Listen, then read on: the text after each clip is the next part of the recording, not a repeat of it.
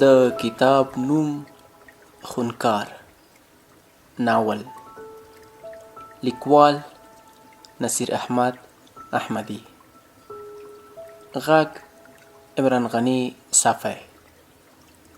د کتاب غږیزه بڼه د کتابتون یوټیوب چینل، کتابتون ویب سایټ او کتابتون فیسبوک پاڼې څخه اورئ. پیل.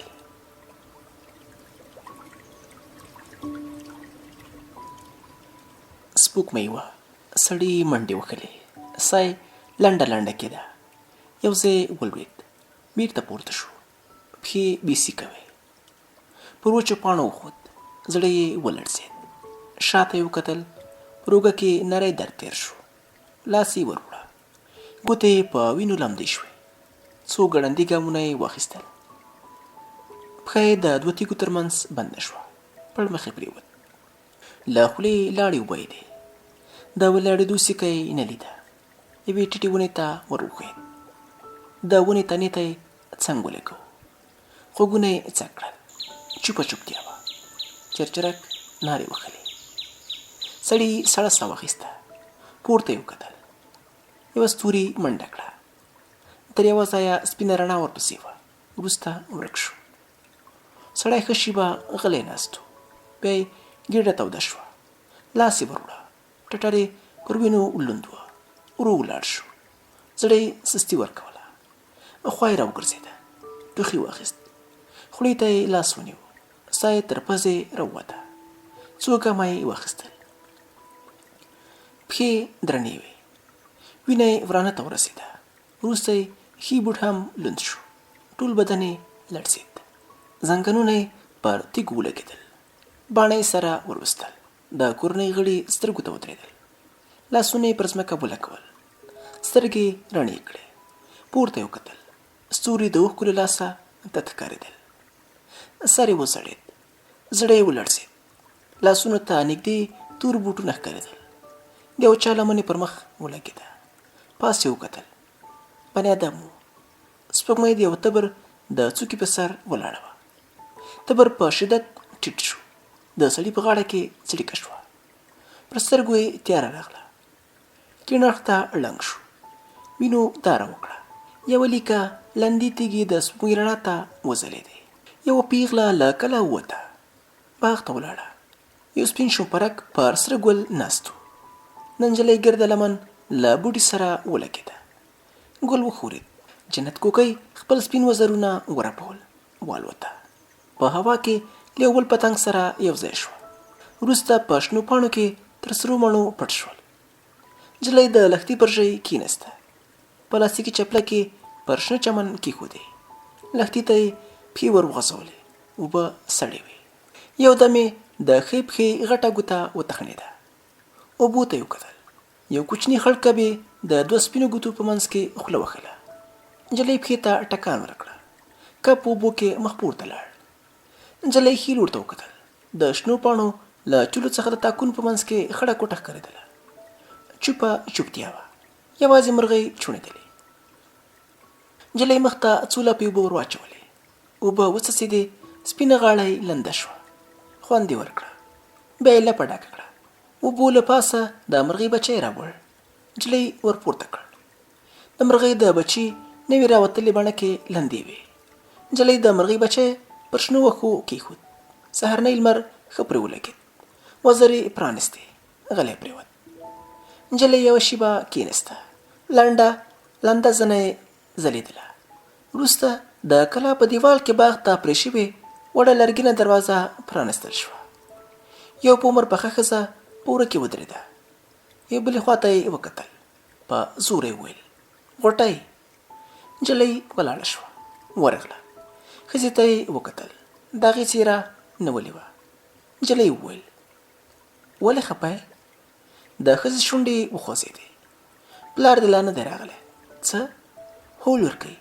تېر ماخوستن ستا د تره کره و. له هغه سره یې د کاریز د اوبو په ویش خبرې کولې. ولې چې ناوخته راځي. نجلۍ یوه شېبه غلې وه. وروسته یې شونډې وخوځېدې. ما ویل چې په کوټه کې به وي. ښځې تنده یې ترېو کړه. نه.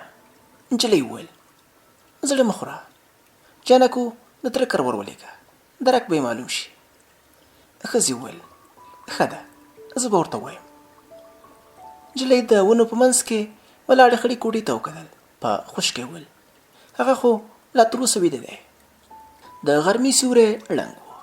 د کلا تر مخ د میلمنو اوږده کوټه له کلیوالو ډکه وه. ټولو لونګۍ تړلې وې. لمر سوځولې خړې څېرې یې درلودې. پر غولي لیکې لیکې ټغر هوار و. یوه له اوبو ډکه بدنۍ او دوه تفدانۍ ایښې وې. نور غلي ول.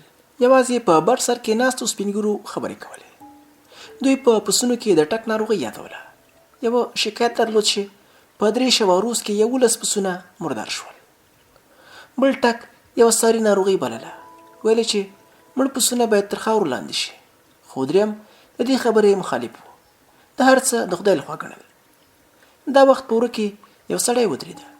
کلیوالو ورته وکتل. د سړي څېره نیولې وه. ویل چې ملک عطادین په خپله خسرګنۍ کې هم نه و. کلیوال په اندېښنه کې ول. د کلي ملا وټوخل. په زامه کې وویل زړونه غټ ونیسئ، ملک صاحب د بدو سړی نه دی، چېرته به تللی وي، په الله یې وسپارئ، پیدا به شي. له دې سره یې دیوال ته ولاړې لکړې ته لړزان د لاس ور وغځاوه. په زور یې وویل یاله د خدای د یادولو وخت دی. شېبه وروسته په کوټه کې یوازې یو سړی پاتې شو. د کاږه پوزه درلوده. په ږیره کې سپین ډکي ډېر ول. چورتي ښکارېده. سړی یوه شېبه ناست و. بیا ولاړ شو. په تګ کې کیڼه پښه درنه پسې اخیسته. له کوټې ووت. د کلا لویه دروازه یې بیرته کړه. غوټۍ منډه ور واخیسته. پیچلي تور ویښته یې پر تندي پراته ول. وړې سترګې سرې ښکارېدلې. په زوټه یې وویل کاکا د پلارجان مې کوم درک ونه لګېد؟ د سړي سر وسړېد. ورو یې وویل هر ځای مې پسې ولټو، خو یوه تېره چیغه یې په غوږو کې ننوته. په څه بلا دې وخوړ ها؟ د کتار خړو کوټو تر مخ په عمر پخه ښځه ولاړه وه. سړي وویل چټیات مه وایه. ښځې یودم کوکه کړه. نجلۍ منډه ور واخیسته. ښځه یې تر مټ ونیوله.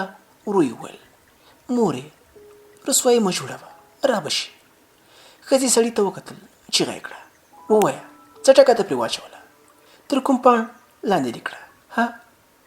2 زړې ښځې له کوټې راووتې. په عمر پخه ښځه یې تر مټ ونیوله. په ورو یې ننایسته. غوټۍ بېرته سړي ته ورنږدې شوه.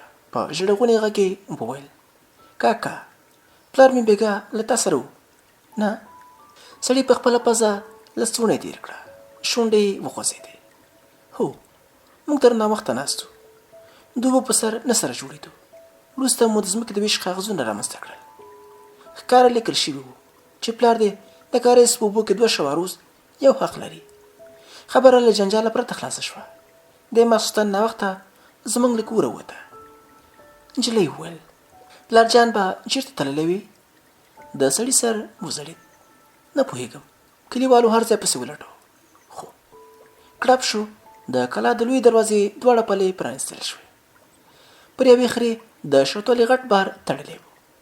د بار پر سر یو لوی لور ټومبلی ښکارېده. د خرې له 2 خواو د شوتلې شنه ډکي ځړېدل. په خرې پسې یو خیرن ځوان ګامونه اخیستل. دی هډور سړی و. مړه ږیره یې درلوده. سترګې غټې وې. پر تندي یې د کالدانې لوی داغ ښکارېده. سړي ورغږ کړه جانکو. ځوان بار پرېښود. ورغی. سړي ته مخامخ ځوړند سر ودرېده. سړي وویل ته د شپې باغ کې وې؟ ځوان د هو په نښه سر وخوځاوه. د سړي شونډې وخوځېدې. د باغ دیوال ته نږدې عمومي لاره ده. کوم غږ ټوخی یا د دروازې کړپ دې ونه ورېد؟ ځوان د نه په بڼه سر وخوځاوه. سړي خرې ته وکتل. په اخور کې خوله وهله. 2 خواو ته تړلو غواوو غړۍ ورغځولې وې. په خپلو اوږو ژبو یې له بار څخه زړېدلې شوتله ورټولوله. سړي ځوان ته اشاره وکړه. هغه لاړ. له بار سره یو ځای کدانې ته ننوت. نجلۍ هم کوټې ته لاړه. سړي شاوخوا وکتل. د دیوال سیوري ته پر اخور کېناست. سترګې یې واړولې. تر 1.5-2 جریبه ځمکې خړ دیوال راتاو. د کلا هر کونج یو برج درلود. برجونه تر دیوالونو 2-3 ګزه لوړ ښکارېدل. د کلا مینځ سپېره ډک و. یوازې یو دیوال ته نږدې د سنځلې زړه ونه ولاړه وه. د سر پاڼې د دیوال پر وروستۍ پسخې پرتې وې. دا وخت یې د دروازې کړپ واورېد. 2 ښځې کلا ته ورننوتې. سړي ته یې وکتل. د یوې بې اختیاره له خولې ووتل: خوارسې، غوث الدین دی. دواړو پر مخونو ټیکري ورکش کړل. ګړندي ګامونه یې واخیستل. پر یوه خونه ننوتې. غوث الدین تر 50 کلونو اوښتی و. په ځوانۍ کې یوې کلیوالې ته سترګه ټینګه کړې وه. هغې خپلو ورونو ته ژړلي وو. ورونه یې له بیلچو سره د غوث الدین په کور ورغلي ول. هغه یې په خپل کور کې دومره ډبولی و چې په کټ کې شکسته بند تړلی و. د ورانه مات هډوکی کوږ جوړ شوی و، ځکه چې په تګ کې ستونزه درلوده. دی له هماغه ورځې راهیسې په بد عمله مشهور شو. د کلي تور سره به لار ورنه کږوله. دی په پوست پاک نه بله. غوث الدین وروسته یو په بل پسې 2 بدونه وکړل، خو اولاد یې نه درلود. غوث الدین یوه شېبه پر اخور کېناست. وروسته یې ګرمي وشوه. خپل کور ته لاړ. مازدیګر جمع ولاړه وه چې یو چا غږ کړه: یو مړی موندل شوی دی. غوث الدین سلام وګرځاوه. شاته یې وکتل. د کلي ګوروان و. غوث الدین په بیړه وویل: څه چټیات وایې؟ ګوروان ورخطا شو. زه نه یم خبر، یو کوچی راغلی دی. غوث الدین په بیړه له جوماته ووته. د باندې یو سړی ولاړ و. لښته یې په لاس کې وه. پر ږیره یې شنه نسوار پراته ول. غوث الدین ورمخته شو. ویې پوښتل: څه خبره ده؟ سړي په ډډ کوچني غږ ځواب ورکړه: خدای زده، د غونډۍ په لمنه کې مې رمه پیوله چې سپی سره خوله راغی. ما ویل چې کومه مړزګه به یې موندلې وي، خو چې ورغلم له خاورو د یو چا په وینو لړلی لاس راوتلی و. دا وخت دربی شو. ډله کلیوال له جوماته راووتل. غوث الدین د غونډۍ خواته روان شو. نور خلک تر کوچي راوګرځېدل. غوث الدین له کلي ووت. کلیوال هم ورسېدل. د غونډۍ په لمنه کې میږو او پسونو خولې وهلې. کوچي څو تیږو ته لاس ونیو. کلیوالو منډه کړه. دوی ټول تر غوث الدین مخکې شول. غوث الدین پښه ورپسې کرښوله. کلیوال پر یو ځای سره راټول وه. غوث الدین یوې خوا ته کېناسته. سر ته یې لاس ونیو. وروسته یو ورو غږ واورېده: عطا دین دی.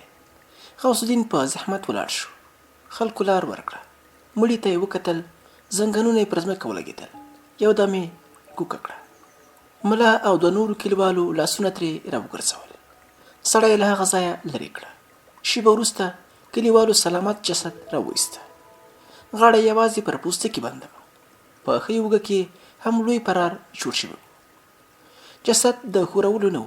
همالته یې پرېیست. یو سپین ږیري څادر پرې وغوړاوه. بل کلیوال په کټ پسې ولاړ. 3 ورځې ووتې، خو د غوټۍ او د هغې د مور کوکې خلاصې نه شوې. کلا به تل له تورسرو ډکه وه. هره نوې ښځه چې به کلا ته ننوته، کوکو به زور واخیست. څو شېبې به لوړه وي، خو وروسته به یې غږ ټیټ شو. جومات ته به هم ډله ډله نارینه راتلل. لاسونه به یې پورته کړل. یوه ډله به ولاړه شوه، بله به کېناسته. د چایو لپاره په 2 بخاریو پسې اور بل و. یو اونۍ نور هم ووته. خلک کم شول. وروسته بیا په ورځ کې یوازې 2-3 تنو لاسونه پورته کول.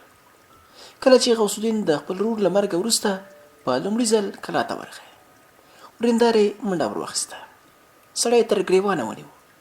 د هغه پر مخ یې نوکارې ور ولګولې. بیا 2 زړو ښځو په کوټه ننایسته. غوث الدین یوه شېبه په سرای کې ودرېده. له کادانې څخه د ساتول غږ اورېدل کېده. وروسته دالان ته ورننوت. غوټۍ دیوال ته ناسته وه. د تره په لیدو یې پښې ور ټولې کړې. غوث الدین هغې ته وکتل. د پېژندو نه وه. وچه کلکه ښکارېده. په څپولو یې ګړګوتو ویښتو کې د بوسو خلي بند ول. په غومبرو یې د اوښکو وچې لیکې ښکارېدلې. غوث الدین د هغې تر څنګ کېناسته. یوه شېبه غلی و. وروسته یې د نجلۍ سر ورړنګ کړه. هغې خپل تندی د سړي پر کیڼه اوږه ولګاوه. په چیغو چیغو یې وژړل. ښه شېبه د نجلۍ اوښکې نه تم کېدې. هماغسې یې ژړل. سړي ورو وویل: غوټۍ لورې، بس ده. د نجلۍ ژړا زور ونیو. سړي د هغې سر په خپل ټټر پسې ټینګ کړه. بس ته نور. نجلۍ ژړل. ښه شېبه ووته. سړي وویل مور ته دې ووایه چې ځان تیار کړي. همدا اوس زموږ کره ځو. نور به هلته اوسئ. نجلۍ ورو ورو ژړل. سړی یو شېبه کېناست. بیا د باندې ووته. لمر تیزي کوله. د کلا منځ سپېرې ښکارېده. له کادانې څخه لا د ساتول غږ اورېدل کېده. سړي ګامونه واخیستل. کادانې ته ورننوت. جانکو رکشه وړوله. سړی یوې خواته کېناست. کادانه سړه وه. د چت په لرګیو کې د مرغیو بچي شوڼېدل. په لویه دریڅه کې د سرو غومبسو ځالې راځوړندې وې. له کادانې څخه د وړې شوې رشقې بوی ته. غوث الدین ځوان ته وکتل. ورو یې وویل جانکو. ځوان غټې سرې سترګې وپاړولې.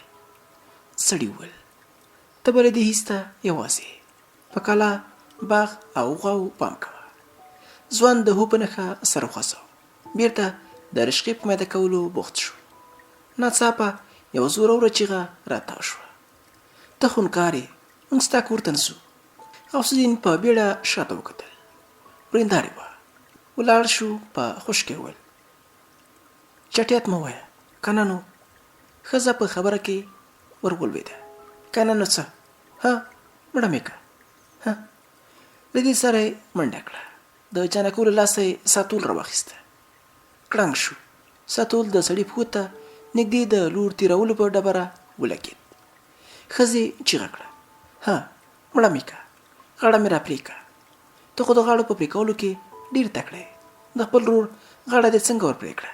ها ته پوهېدې چې هغه زوی نه لري؟ 8 شلي جریبه ځمکه، باغ، کلا او نور میراث یې تا ته پاتې کېږي. غوث الدین غلی ولاړو. څو ښځې ورغلې او د غوټۍ مور یې په کشولو له کادانې وایسته. غوث الدین خپل سر په زنګانه کېښود. یو شېبه چوپتیا وه. وروسته یې د ساتول غږ واورېده. غوث الدین هماغسې ځوړند سر ناست و. کله کله به د ساتول له ټکا سره یو ځای د ښځې ښېراوې پورته شوې. غوث الدینه ټکه له ټکه شي، مینه دې سپېره شه. خدای دې د ماښام پاس دې تاړ که. شېبه وروسته بیا د سړي څنګ ته څوک کېناسته. غوث الدین سر پورته کړه. غوټۍ وه. وړې سترګې سرې وې. پر سرو شونډو یې تور پترې ښکارېدل. د سړي سترګې له اوښکو ډکې شوې. په غريو کې وویل ما به څنګه خپل مشر ورور وشه؟ ها ته ووایه. غلی شو. جانکو له کادانې ووته. سړی یو شېبه غلی و. وروسته یې سوړ اسویلی وویسته. په خوابدي غږ یې وویل د چا چې خپله برخه میراث وي د نورو جایداد به څه کوي؟ نجلۍ څه ونه ویل. د مرغۍ بچي بېرته په چوڼېدا راغلي ول. کله کله به د غومبسو د وزرونو بنګا هم پورته شوه. مازدیګر و. د کلا د لویدیځ دیوال سیوری پر کتار ولاړو خړو کوټو پروت و. مور او لور غلې ناستې وې. مور پر دیوال ځوړند عکس ته کتل. په عکس کې ملک عطاالدین شخه لونګۍ تړلې وه. بریتونه یې پر شونډو پراته ول. سترګې ځلېدلې. ناڅاپه یو درب شو. مور او لور یو بل ته وکتل. نجلۍ په منډه له کوټې ووته. په چوتره کې غوث الدین ولاړ و. په لاس کې چیلم نیولی و. پښو ته یو بوبان کې تړلې بستره ښکارېدله. پر غولي د بسترې د لوېدو دوړه لا نه وه ناسته. د ښځې غږ واورېدل شو. څوک دی؟ نجلۍ په ویره خپل تره ته وکتل. غوث الدین وویل زه به نور دلته اوسم. د دروازې پله له دیوال سره ولګېده. یو لویشت ټاګل لاندې ولوېد. ښځه د کوټې په وره کې ودرېده. په خشکې ویل څنګه دې دومره زړه وکړه؟ تا خپل ورور. د سړي تندی تریو شو. یو زوروره چیغه یې تر خولې ووته. بس که پلیتې. ښځې وژړل. په منډه کوټې ته ننوته. سړی یو شېبه غلی و. وروسته یې نجلۍ ته وکتل. ورو یې وویل مور دې پوه که په دې 4 دیوالونو کې 2 تور سره یوازې نشم پرېښودلی. نجلۍ په لړزانده غږ وویل خو ستا 2 مېرمنې هم یوازې دي. هغوی؟ سړی په خبره کې ور ولوېد. زړه مه خوره. ما خپل اوکې ته ویلي دي. دی به تر هغو زموږ په کور کې وي چې ستا د مور غوسه سړه شي. وروسته به تاسو هم له ما سره اوسئ. نجلۍ غلی وه. سړي سړه ساه واخیسته. ورو یې وویل غوټۍ لورې زه به په کومه کوټه کې اوسم؟ نجلۍ کیڼ لور ته اشاره وکړه. سړی ګوټ ګوټ روان شو. لرګینه درنه دروازه یې خلاصه کړه. نمجن سوړ بوی په سپږمو ننوت. کوټې دریڅه نه درلوده. په منځ کې یو پلاستیکي فرش هوار و. سړی یو شیبه ځای پر ځای ولاړ و. سړي ته یې وکتل. یو برج کوچنۍ ارسۍ درلوده. په چوکاټ پورې څیري خیرن پلاستیک باد راپاوه. سړي وویل د برج په کوټه کې څه شی دی؟ د نجلۍ شونډې وخوځېدې.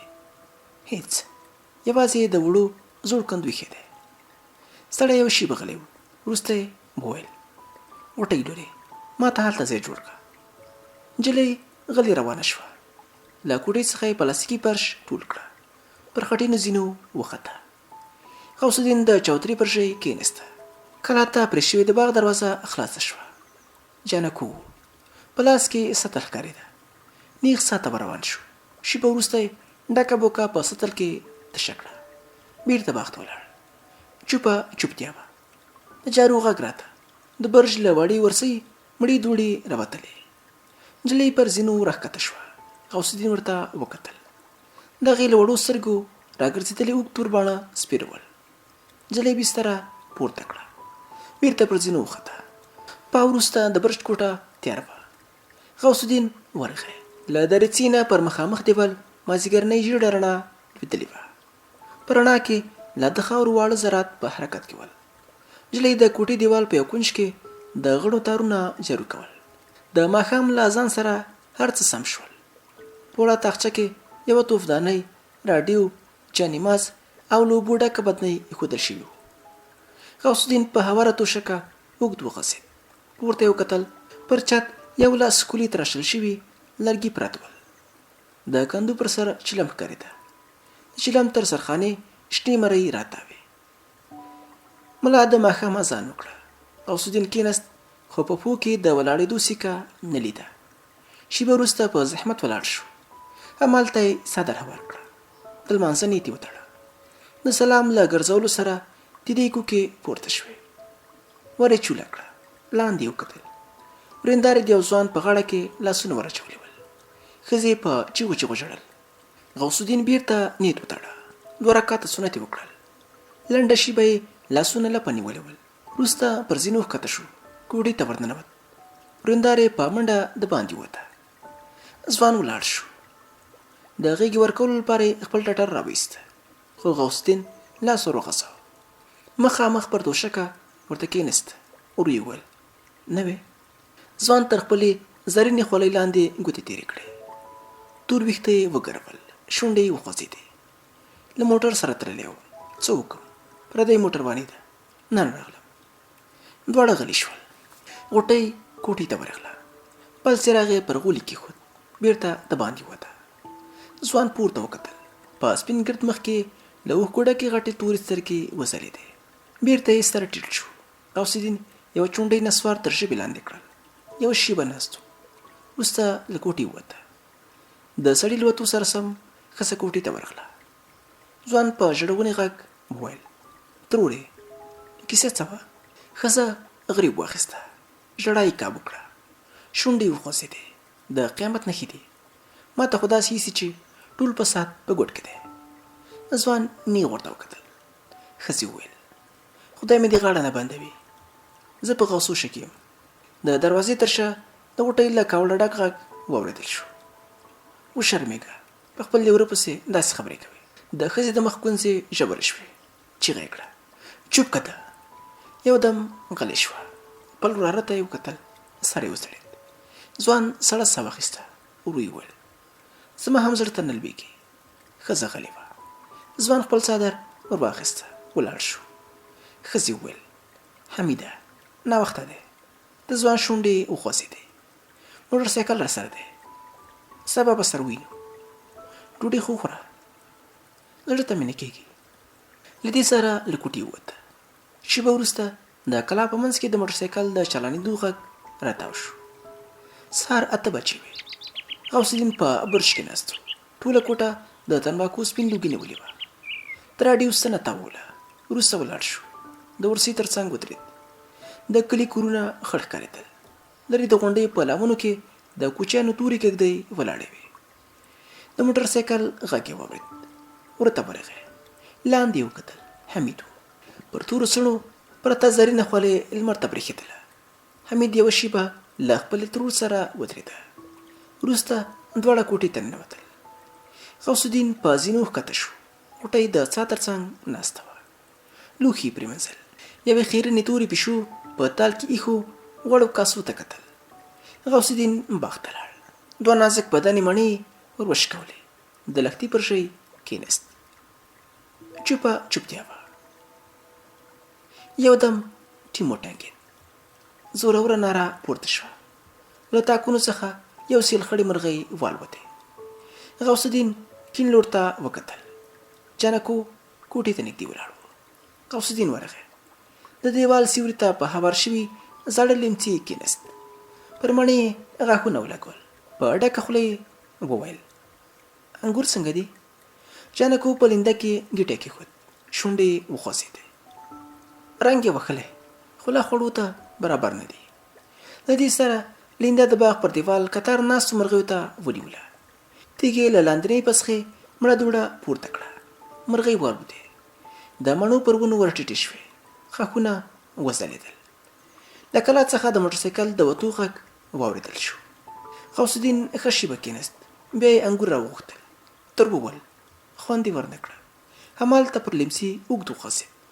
وروسته یې له لرې د موټرسایکل غږ واورېده. غږ ورو ورو نږدې کېده. غږ د باغ دیوال تر څنګ تېر شو. بیا کلا ته ننوت. غوث الدین سر پورته کړه. له ځان سره وبنګېد. ته غوا سویه. جانکو په حیرانۍ ورته وکتل. غوث الدین بیرته سر ولګاوه. په خوشکۍ وویل: د مور مېړه راته پیدا شو. د بېګرۍ سې 3 واره راغی. شېبه وروسته زړه یې طاقت ونه کړه. کلا ته ورغی. ځوان له خپلې ترور سره په چوتره کې ناست و. دوی په ټیټ غږ خبرې کولې. دواړه د غوث الدین په لیدو غلي شول. سړی د چوترې پر ژۍ کېناست. حمید ولاړ شو. سړي ته یې برګ برګ وکتل. له موټر سایکل سره یو ځای له کلا ووته. غوټۍ له کوټې راووته. تره ته یې له چایو ډک ګیلاس کېښود. غوث الدین تورې ګوډې ته لاس ورغځاوه. ورو یې وویل: حمید ته دومره وخت مه ورکوئ. ښځې تنده یې ترېو کړه. په خوشکۍ وویل: حمید زما وراره دی. سړي یوه ټوټه ګوړه خولې ته واچوله. د چایو غړپ یې پسې وکړه. ترخه مسکا یې پر تورو پلنو شونډو تېره شوه. په ملنډو یې وویل: ستا به وراره یې، زما هېڅ نه کېږي. ښځې ور واخیست. دا زما کور دی. ته؟ سړی په خبره کې ور ولوېده. د دې هېڅ به زما وي. ښځې یودم وژړل. ګمان مې سم وخوت. تا خپل ورور د جایداد لپاره ووژه. غوث الدین وخندل. غوټۍ په حیرانۍ ورته کتل. ښځه په منډه کوټې ته ولاړه. سړی غلی شو. نجلۍ ته یې اشاره وکړه. هغه د ده تر څنګ کېناسته. ټول بدن یې لړزېده. سړي ورو وویل: غوټۍ لورې، مور دې د اعصابو تکلیف لري، پوه یې کړه. نجلۍ په رېږدېدلي غږ وویل: خو تا او زما ابا پخوا هم سره خوړلي وو. غوث الدین یو شېبه غلی و. وروسته یې شونډې وخوځېدې. منم، زموږ ترمنځ د ځمکې د ویش او اوبو په سر جنجالونه ول. یو بل ته مو چندان خوند نه ورکاوه. خو دا د دې معنا نه لري چې زه د خپل ورور ووژنم. سړی غلی شو. نجلۍ ورته وکتل. سترګې له اوښکو ډکې وې. سړي وویل: مور دې پوه کړه. حمید به پر دې ګران وي. په نورو نه دی ګران. پر اوږو دې نه راسپروي. نجلۍ په حیرانۍ ورته کتل. سړي یو چونډۍ نسوار خولې ته واچول. ولاړ شو. ورو یې وویل: حمید به ستا د مور وراره وي. هغه هم نسکه وراره. خو ته پیغلی، تا ته پردی دی. د څراغ پر شیشه خړه شوپرکه راګرځېده. له شیشې سره ولګېده. د ښوروا په لنده ډوډۍ کې ولوېده. غوث الدین لاس ور وغځاوه. شوپرکه یې له وزره ونیوله. تر چوترې لاندې وغورځوله. پیشو میو کړه. خپله ملا یې د غوث الدین په ورانه وسلوله. سړي یې هوډکی پر خړه ځمکه کېښود. پیشو ژبه ورته راوایسته. د کلا دروازه وټکېده. جانکو ورغی. دروازه یې خلاصه کړه. د څراغ رڼا پر حمید ولګېده. ځوان له څه ویلو پرته ځوړند سر په یو کوټه ننوته. غوث الدین لاسونه پرېونځل، له کلا ووته، نیغ جومات ته لاړ. د ماخوستن له لمانځه وروسته تر ډېره له کلیوالو سره ناست و. کله چې بېرته کلا ته ورغی، د کوټې په ورسۍ کې لا د څراغ زیړه رڼا ښکارېدله. غوټۍ په چوتره یوازې ناسته وه. غوث الدین برج ته وخوت، اوږد وغځېد، ښه شېبه ووته، ولاړ شو. په تاقچه کې ایښې توپدانۍ ور واخیسته، نسوار یې تو کړل، ور چوله و. د پورې کولو لپاره ورغی، لاندې وکتل، نجلۍ هماغسې ناسته وه. په کوټه کې لا د څراغ زیړه رڼا ښکارېدله. غوث الدین ساعت ته وکتل، 11 نیمې وې. تنده یې تریو شو، له برجه ووت، د غوټۍ تر څنګ کېناست. نجلۍ ته یې مخ ور واړاوه. د مخ پر یوې خوا یې د څراغ زیړه رڼا لګېدله.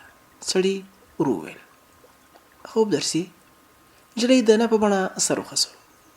سړي وویل: خوب درسي، سترګې دې پړسېدلې دي. نجلۍ غلې وه، ښه شېبه ووته. غوث الدین کیڼ لاس سترګو ته ورنږدې کړه. 12 بجې وې. ولاړ شو. د کوټې په وره کې ودرېده. پر غولي کوټه کاغذونه پراته ول. ځوان د څراغ په رڼا کې یو کاغذ ته کتل. وروسته یې ور وویل: د کاریز ځمکې قواله نشته. د ښځې تندی تریو شو، شونډې یې وخوځېدې. قواله به له زوی مړي غوثو سره وي. په هماغه شپه یې دعوه وه. د غوټۍ پلار څو کاغذونه ورسره یوړل. غوث الدین وټوخل. دواړو په بیړه ورته وکتل. ښځې په پرتو کاغذونو د دسترخوان بېڅکه ورکش کړه. غوث الدین ځوان ته وکتل، ورو یې وویل: ډوډۍ دې وخوړه؟ دواړو په حیرانۍ ورته کتل. سړي بله پوښتنه وکړه: کاغذونه دې وکتل؟ ځوان ورخطا شو: نه. هو، شپه دې دلته ده؟ نه. نو بیا څه ته ناست یې؟ نجلۍ ته خوب ورځي. ښځې چیغه کړه: تا ته حاجت نشته. سړي هماغسې ځوان ته کتل. وروسته یې وویل: شپه ده، کلی مو هم لرې دی، مور به دې پریشانه وي. ځوان خپل څادر ته لاس ور وغځاوه. غوث الدین د باندې ووت، باغ ته ولاړ. په کوټه کې زړه لمپه بله وه. غوث الدین ورغی. جانکو د باندې په تیاره کې ناست و. غوث الدین غاړه تازه کړه. جانکو ولاړ شو. غوث الدین زاړه بالښت ته ډډه ووهله. جانکو کوټې ته ننوت. شېبه وروسته بله لمپه د سړي تر مخ په زاړه لیمڅي کېښوده. جانکو وویل: مڼې درته راوړم؟ نه. جانکو سړي ته وکتل. څېره یې نیولې وه. پر خړ دیوال پروت سیوری لړزېده. دواړه غلي ول. د ونو نږدې شاخونه تک تور ښکارېدل. تر شا یې تپه تیاره وه. پورته راڼه ستوري ولاړ ول. لرې یو سپي غپل. غوث الدین یوه شېبه کېناسته. وروسته ودرېد. حرکت یې وکړه. تر یو ځایه د لمپې کمزور رڼا پرې لګېدله. بیا په تیاره کې ورک شو. غوث الدین وویل: غوټۍ لورې. بېګا په کوټه کې د چلم سلامته سرخانه رانه ولوېده. فرش یې رونیولی. یو جارو پرې تېره کړه. نجلۍ د هو په نښه سر وخوځاوه. د غوا له پښو ولاړه شوه. ډک جام شیدې دالان ته یوړې. غوث الدین د سخوندرې پړی پرېښود. سخوندر تر غوا لاندې و. د غولانځې پر دولې پیل وکړه. غوث الدین پر اخور کېناست. دالان ته یې وکتل. له دریزو څخه یې تور لوګی راووته. ښه شېبه ووته. بیا یې سخوندر په یو جلا اخور وتاړه. روان شو. نجلۍ له دالانه راووته. په لاس کې جارو نیولې وه. تر غوث الدین مخکې شوه. پر تګ کې وویل: کاکا لږ ماتل شه. سړی بېرته غوا ته ورنږدې شو. غولي ته یې لاس کړه. په وچو خوشیو یوه زړه جارو پرته وه. هغه یې د یوې غوا ورانه ته ونیوله. وچ خوشایي ترې ولوېدل. یو سونګی یې واورېده. شاته یې وکتل. نجلۍ په منډه تېره شوه. ټیکری مازې په غاړه کې بند و. د هر ګام سره به یې پیچلي اوږده ویښته له ملا جلا شول. نجلۍ په یوه وره ننوته. یو دم تېرې کوکې پورته شوې. د سړي له لاسه جارو ولوېده. پر چوتره وخوت. ورېندارې له کوټې راووته. چیغه یې کړه: ته خوني یې، زموږ له کوره وځه. کړپ شو. غوث الدین لاندې وکتل. یوه لاسي وړه بته یې ور وغوړېده. د سړي له بوټ سره ولګېده. ښځې په ژړا کې وویل: دا د غوټۍ د پلار لاسي بتۍ ده. سړي بتۍ ته په حیرانۍ کتل. له کوټې څخه د غوټۍ چړغونی غږ واورېدل شو. ستا تر توشکې لاندې وه. د سړي زړه ولړزېد. ښځې بغاره کړه. زموږ له کوره لاړ شه. سړی ځړېدلی سر ولاړ و. غوټۍ له کوټې راووته. ټول ځان یې لړزېده. په ژړا کې وویل دا بتۍ به مې تل له پلار سره وه. تا ولې هغه وشه؟ څه تاوان در رسولی و ها؟ سړی غلی و. نجلۍ وویل د خدای رحم ومنه، له دې ځایه لاړه شه. غوث الدین له چوترې ښکته شو. د کلا لوی دروازې ته یې وکتل. په دروازه کې ولاړو ماشومانو منډه کړه. سړی برش ته وخوت. اوږد وغځېد. سړه ساه یې واخیسته. فکر په مخه کړه. ښه شېبه ووته. مور او لور ژړل. وروسته له برجه ښکته شو. جانکو ښځو ته نږدې د چوترې پر شی ناست و. غوث الدین ورغی. لاسي بتۍ پر خپل ځای پرته وه. سړي جانکو ته وکتل. ورو یې وویل بېګا دې د کلا دروازه بنده کړې وه. جانکو نیغ ورته وکتل. په غټو سترګو یې کرکه پرته وه. په کاوړ یې وویل سهار خو ته لمانځه ته تللی وې، دروازه تا خلاصه کړه. غوث الدین څه ونه ویل. باغ ته ولاړ. پر دیوالونو راوګرځېد. یو ځای د لارې خواته د دیوال له سرداب څخه لوټې رالوېدلې وې. نور دیوال روغ و. سړی بیرته کلا ته ننوت. شلم د برش په لاندنۍ زینه کې ړنګ پروت و. توشکه، بالښت او بړستن په خاورو کې اچول شوي وو. سړی چوترې ته ورنږدې شو. جانکو ته یې وکتل. په سړې سینه یې وویل لارې ته نږدې د دیوال سرداب رالوېدلی دی. جانکو یو شېبه غلی و. وروسته یې وویل خدای خبر، ماشومان دي. هغه بله ورځ مې هم د نور چرسي زوی د مڼو په غلا ونیوه. غوث الدین په دیوال کې د باغ خواته پرې شوې وړې دروازې ته وکتل. ورو یې وویل دې دروازې ته زلفې ور واچوه. یو کلپ هم ورته راوړه. ښځې په غریو کې وویل جانکو. ځوان مخ ور واړوه. د ښځې شونډې وخوځېدې. حمید راوغواړه. ورته ووایه چې تور دې غوښتی. غوث الدین برګ ورته وکتل. په خاورو کې پرتو بسترو ته ورغی. یوه یوه یې ورپورته کړه. پر اوږه یې واچوله. شلم ته یې لاس ور وغځاوه. پر ځینو وخوت. ښځې ښېراوې کولې. غوث الدین کوټه سمه کړه. اوږد وغځېد. شلم ته یې وکتل. سرخانه یې ماته وه. سوړه سویله یې وویسته. کېناست. شاوخوا یې وکتل. ولاړ شو. له ورسۍ نه یې زوړ پلاستیک راوشکاوه. د چلم سرخانه یې پرې وتړله. د تنباکو خړې کڅوړې ته یې لاس کړه. شېبه وروسته کوټه سپین لوګي ونیوله. ورسره یې د سوځېدلي پلاستیک بوی پر سپږمو ننوته. غوث الدین ته ټوخی ورغی. ښه شېبه یې وټوخل. کړۍ ته یې وکتل. د سهار 8 بجې وې. چای نه و. له کوټې ووت. دالان ته ورغی. غوټۍ په بیړه ولاړه شوه. ورته ورسېده. سړي تر لاس ونیوله. نجلۍ چیغه کړه ما پرېږده. غوث الدین ورو وویل ته هم همداسې فکر کوې؟ نجلۍ لاس کش کړه. له دالانه ووته. په تناره کې 2 تورې غټې چای جوشې ښې وې. غوث الدین لاس ور وغځاوه. یوه چای جوشه یې ورپورته کړه. لاندې سور انګار پاتې شو. غوث الدین شاوخوا وکتل. په یوه خټینه تاخچه کې څو بوتله ښکارېدل. یو له بورې ډک، په بل کې تور چای پروت و. او له دریم هم د دیګ مسالې بوی ته. شېبه وروسته یې په یوه وړه چاینکه کې چای دم کړه. په ګیلاس کې بوره واچوله. وچه ډوډۍ ونه موندله. بیرته پر ځینو وخوت. اوږد وغځېد. پیاله یې ډکه کړه. سترګې سره وروستې. یو تور غټ مچ پرې راوګرځېد. بیا یې پر پزه کېناست. سړي لاس وښوراوه. مچ والوت. بیرته د سړي پر پلنه لاندنۍ شونډه ولګېد. غوث الدین کېناست. مچ یې پر سر راګرځېده. سړي پسې کتل. وروسته یې د دواړو لاسونو ورغوي سره وجنګول. کړس شو. چڼهخواری مچ د چای په ډک ګیلاس کې راولوېد. سړي په غوسه وویل د غوا زویه. ګیلاس یې په دروازه کې تش کړه. بیرته په خپل ځای کېناست. چاینکه یې ورپورته کړه. 10 بجې شوې. غوث الدین هماغسې پروت و. سترګې یې پټې وې. وروسته یې د موټرسایکل غږ واورېده. ولاړ شو. له ورې لاندې وکتل. د حمید زرینه خولۍ لمر برېښوله. د سړي زړه اور واخیسته. پر زینو ښکته شو. حمید ته مخامخ ودرېده. په خشکۍ وویل د څه لپاره راغلې؟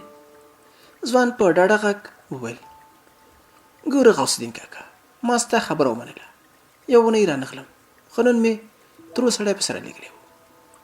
د ښځې غږ واورېدل شو. حمید به نور دلته اوسي. سړي چیغه کړه. نه. ښځې وویل ته له دې ځایه ورک شه. د سړي له خولې لاړې باد شوې. زه دا نر پسه په کور کې نشم پرېښودلی. حمید په کاوړ ورته وکتل.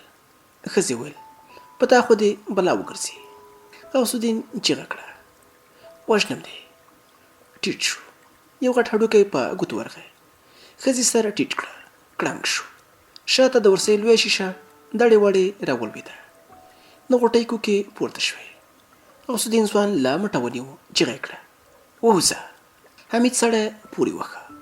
غوث الدین ولوېد. له ځمکې مړه دوړه پورته شوه. بېرته پر پښو ودرېد. د حمید تر ګرېوانې ګوتې تاو کړې. ځوان ته یې څپېړه ورکړه. د هغه زرینه خولۍ له سره ولوېده. د حمید مخ ګونځې پیدا کړې. سړی تر ګوډې پښې ونیوه. وروسته پرې ورپرېوته. د غوث الدین تشي ته یې ګونډه ورکړه. خولې ته یې سوکان ونیول. ښځو کوکې وهلې. د باغ دروازه خلاصه شوه. جانکو منډه ور واخیسته. ځوان یې تر ولي ونیو. غوث الدین ولاړ شو. بریتونه یې په وینو سره ول. له خولې لاړې بهېدلې. ورخطا یې بلې خواته وکتل. لوڅ سر زانګې وانګې کدانې ته ننوت. میر ته راوت. غټ لورې په لاس کې و. جانکو منډه ور واخیسته. تر غوث الدین یې غېږه ور وګرځوله. د سړي لاړې باد شوې. لرې شه د غوا زویه. لور د جانکو پر مټ ولګېد. خړ لستوڼی یې سور شو. کلا ته دوه ځوانان ننوتل. غوث الدین یې څملاوه. یوه پر لور پښه کېښوده. بل یې موټی ور خلاص کړه. غوث الدین چیغې وهلې. پوچ پاش تر خولې وتل. حمید یوې خواته غلی ولاړ و. شېبه وروسته کلا له کلیوالو ډکه شوه. یو سپین ږیری ور مخته شو. حمید یې تر مټ ونیوه. دواړه له کلا ووتل. بل ځوان موټرسایکل پسې وایسته. له کوټې د مور او لور دواړو ژړا اورېدل کېدله. غوث الدین ورو روان شو. له خاورو یې خپله لونګۍ ور پورته کړه. برش ته وخت. کېناست. ګوډې پښې درد کوه. لاړې یې تو کړې. دروازې ته نږدې پر خړ دیوال وڅڅېدې. وینه له لرې پکې ښکارېدله. اوږد وغځېد. د کیڼ څنګان سترګې سوی وکړه. پایڅه یې ور پورته کړه. زخم و. کېناست. لونګۍ ته یې لاس ور وغځاوه. مړې دوړې ورنه پورته شوې. له کوټې ووت. په چوتره یې وریندار د کلي ملا او د نور سپین ږیري ناست ول. سړی نیغ د کلا لوی دروازې ته ورغی. د باندې لاړ. نیم ساعت وروسته چې کله بیرته د برج پر زینو خوت، کلاشینکو پر سره و. انګور پاخه شول. باغ ته په ورځ کې تر لسو ډېر خرکاران ورتلل. جانکو به انګور او مڼې تللې. پیسې به یې اخیستې. خرکارانو به تازه میوه په کلیو ګرځوله. غوث الدین به د ورځې په خپل کور کې و. د ماخوستن له ډوډۍ وروسته به له وسلې سره کلا ته ورننوت. په وریندارې او ریرې کار نه درلود. د برج کوټه به یې په خپله جارو کوله. د شپې به تر ډېره ویښ و. سهار په خړه به له کلا وته. د حمید درک نه ور معلوم. کلا ته نه راته. خو کله کله به یې اورېدل چې له خپل کوماز موټر سره بل ولایت ته تللی دی. غوث الدین یې ماخوستن تر ناوخته ویښ شو. خوب نه ورته. څو ځله یې د چلم سرخانۍ ته ورلګېد ونیو. کوټه به یې سپین لوګي ونیوله. وروسته به لوګی له ورسۍ ووته.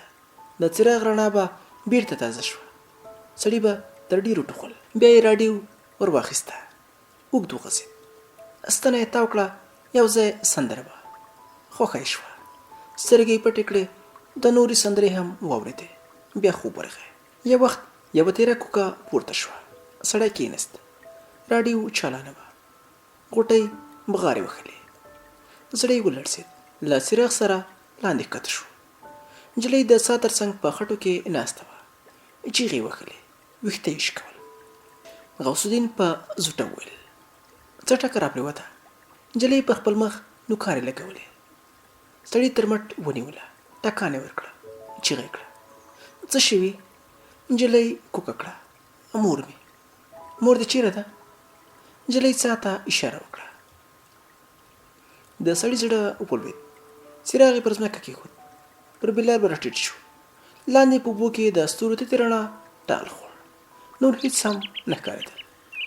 پر مخامخ دیوال د بتۍ رڼا ولګېده. سړي چیغه کړه: جانکو! ځوان منډه ور واخیسته. بتۍ څا ته ور واچوله. د اوبو پر سر یو څه ښورېدل. جانکو څپلۍ وایستې. د بلر تر څنډې پښه واړوله. لاندې کوز شو. غوث الدین له پورته لاسي بتۍ ورته نیولې وه.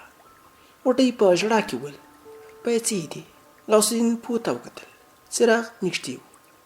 ښۍ پیسې سره ښکارېده. پر لمنې هم څاڅکي څاڅکي وینه پرته وه. سړي لاس ور وړ. وینه تازه وه. په ساه کې د جانکو چیغه تاو راتاو شوه. بتۍ. غوث الدین پر بلر ورټیټ شو. د بتۍ سپین رڼا پر جانکو ولګېده. پر اوږه یې ښځه پرته وه. د غوث الدین پښې مړې وې. ټول بدن یې لړزېده. شېبه وروسته لاس د ښځې مټ ته ور ورسېد. هغه یې راپورته کړه. د څراغ په رڼا کې د سرو وینو داره تر سترګو تېره شوه. څاڅکي په غاړه راپرېوتل. وینه توده وه. غوټۍ د مرور ماشوم غوندې په خټو کې لغتې وهلې. ښځه یې لږ لرې په وچه ځمکه پرېیستله. جانکو څراغ ورنږدې کړه. په غاړه کې زخم جوړ و. وینو نرۍ دارې وهلې. غوټۍ پر خپلې مور ور پرېوته. غوث الدین تر مټ ونیوله. د نجلۍ یوه خوا مخ او غاړه تکه سره وه. یو دم یې د سړي ټټر ته سوکان ونیول. پر اوږه یې خوله ور ولګوله. بغارو یې زور ونیوه. چیغه یې کړه: ولې د مورکې وژله؟ ولې؟ د نجلۍ غږ یو دم ورو شو. ښي لاس یې د سړي په ګریوان کې بند کړه. تڼۍ یو په بل پسې وشکېدې. سړي کیڼ لور ته ړنګ شو. سترګې سپینې وختې. خوله یې څو ځله خلاصه کړه. په ټیټ او بېسیکه غږ یې وویل: ستا جامې په وینو ککړې وې. مورکۍ ته ولوېده. سړي دواړه لاسونه ترې تاو کړل. د نجلۍ سر له ځمکې یو لیشت پورته پاتې شو. پیچلي ویښته یې پر خاورو پراته ول. د جانکو غږ یې واورېده: ته خونکار یې؟ غوث الدین نیغ ورته وکتل. د جانکو سترګې راډې راختلې وې. غوث الدین په لړزانده غږ وویل: نه. جانکو منډه کړه. د لوی دروازې زنځیر کړنګ شو. له کلا ووته. چیغو یې ټول کلی په سر واخیست: خونکار! غوث الدین د نجلۍ تر ملا لاسونه لاندې کړل. له خاورو یې پورته کړه. په کوټه کې پرېسته. شاوخوا یې سترګې واړولې. ویې خوا ته مغبن پروت و. راواخیسته. د باندې ووت. پر ښځې یې واچو. شور ماشور شو. یوه ډله کلیوال کلا ته ورننوتل. له چا سره بتۍ وې، له چا سره هم بل لاټینونه. خلک تر بوغبند راتاو شول. یو سپین ږیری کېناست. د بوغبند یو څنډه یې ور پورته کړه. څو تنو خپلو غوږونو ته لاسونه ونیول. توبه خدایه توبه. یو کلیوال د ناست سپین ږیري پر اوږه لاس کېښود. بوډا ور وکتل. کلیوال غولي ته اشاره وکړه. د سپین ږیري تر پلاستیکي چوټو ډنډه وینه راګرځېدلې وه. سړی په بیړه ولاړ شو. غوث الدین یوې خوا ته غلی ولاړ و. څو ځوانانو برګ ورکتل. غوث الدین څراغ ته لاس کړه. ورو روان شو. پر زینو وخوت. یو بوډا چیغه کړه: مه یې پرېږدئ. ځوانانو منډه ور واخیسته. غوث الدین کوټې ته ننوت. دروازه یې زنځیر کړه. درب شو. له چوکاټ څخه مړه دوړه پورته شوه. دوهمې لغتې د وره زلفۍ والوځوله. ګر شو.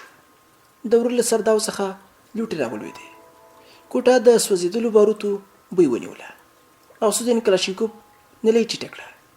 زوروره چیغه یې تر خولې راووته: ووځئ د غوا زامنو! کلیوالو منډه واخیسته. یو په زینو کې ولوېد. بل پرې وخوت. ټول لاندې کوز شول. غوث الدین په پورتنۍ زینه کې ودرېده. د څو لاسي بتیو رڼا پرې ولوېده. یو بوډا په غریو کې وویل: خدای دې ښه ورځ نه درویني. بل کلیوال چیغه کړه: ته خونکار یې. غوث الدین وویل: ما دا کار نه دی کړی. تاسو؟ جانکو په خبره کې ور ولوېده. دروغ مه وایه. ما د غوټۍ خبرې واورېدې. ستا جامې په وینو سرې وې. ښځه دې وچلې. بیا دې څا ته اچولې ده. یو په عمر پوخ کلیوال چیغه کړه: ته ځناور یې. غوث الدین همالته په زینه کې کېناسته. کلاشینکوف یې پر زنګانه کېښود. غلی شو. کلا ته څو زړې ښځې ورننوتې. دوه بوغبان ته ورنږدې شوې. یوه پر زینو وخته. توی کړل. لاړې د غوث الدین پر کږه پزه وڅڅېدې. بوډۍ بېرته پر زینو ښکته شوه. سړي په خپل مخ لستوڼۍ تېر کړه. ولاړ شو. کوټې ته ننوت. ور یې پورې کړه. کندو ته یې اوږه ورکړه. ورته یې ودروه. اوږد وغځېد. کلا له شور ماشوره ډکه وه. ښځو ژړل. ښېراوې یې کولې. نارینه د ګور کفن او جنازې ته د خلکو د خبرولو په اړه سرغږېدل. ښه شېبه ووته. د سړي زړه طاقت ونه کړه. ولاړ شو. دريڅې ته ورغی. په کلي کې بل څراغونه ګرځېدل. زړه یې سستي وکړه. ځای پر ځای کېناست. سر یې پر زنګنونو ولګو. یو وخت یې یخني وشوه. سترګې رڼې کړې. د څراغ پلته سوځېدلې وه. چرګانو نارې وهلې. غوږ یې ونیوه. د لرګو د ماتېدو غږ راته. ورو ولاړ شو. کندو یې وښیوه. دروازه یې خلاصه کړه. سپي دې چاودلې وې. په دوه کوټو کې لا څراغونه بل وو. په چوتره کې سپینې نرۍ ټوټې ښکارېدلې. له کادانې پر لرګي د تبر د لګېدو غږ راووته. سړی په احتیاط لاندې ښکته شو. باغ ته ولاړ. د لښتي پر شی کېناسته. پایڅې ته یې وکتل. تکه سره وه. پښه یې لښتي ته ور وغځوله. رڼې اوبه یې پر پایڅه ور واوښتې. پایڅه یې وسولوله. ګوتې یې غوړې شوې. شاوخوا یې وکتل. یو ځای میږه تنو له ځمکې مړه خاوره راایستلې وه. موټه یې ډک کړه. لښتي ته یې ور وغځاوه. پر پایڅه یې خټه وموښله. یوه ژړغونې غږ یې پر بدن لړزه راوسته. د خدای ظالمه! ولې؟ پورته یې وکتل. مشره مېرمنې وه. سړی په بیړه ولاړ شو. ښځې ته مخامخ ودرېد.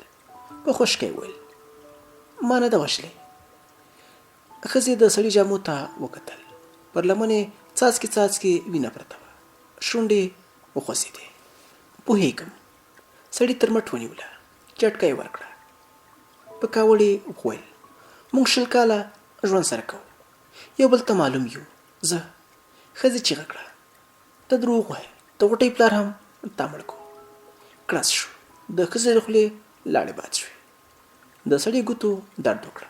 چیغه یې کړه: څه چټیات وایې؟ ښځې ژړل. سړی د لښتي پر شی کېناسته.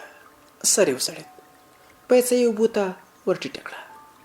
ښځې په ژړا کې وویل: بې ګناه وینه ده. خدای که دې پاکه کړه.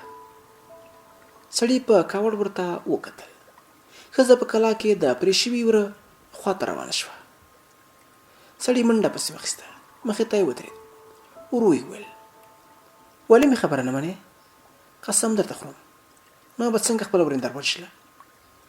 د ښځې په سرو سترګو کې کرکه پرته وه. سړي سوړ اسویلی ویست. ښځې په سونګېدا کې وویل: د غوټۍ په ماماګانو پسې سړی لاړ. خدای که دې ښه ورځ ورنه ولیده. غوث الدین په خبره کې ور ولوېد: مه یې راباندې وژنه. ښځې په ملنډ وویل: هو، تا ته خو سخته نه ده. سړي ځمکې ته وکتل. ښځې ته یې لار ورکړه. بېرته د لښتي پر شی کېناسته. ښځې څو ګامه واخیستل. ودرېده. بېرته راوګرځېده. سړي ته مخامخ کېناسته. په ژړغوني غږ یې وویل: د خدای روی ومنه. له دې ځایه لاړ شه. سړي نیغ ورته وکتل. د ښځې شونډې وخوځېدې. وینې به توی شي. سړي وویل: زه له چا څخه نه ډارېږم. ما څوک نه دي وژلي. که لاړ شم خبره به رښتیا شي. ښځې وژړل. د کلیوالو خولې خو اوس هم نشي بندولی. ټولو منلې ده چې ښځه تا وژلې. خپله لورې هم همدا وایي.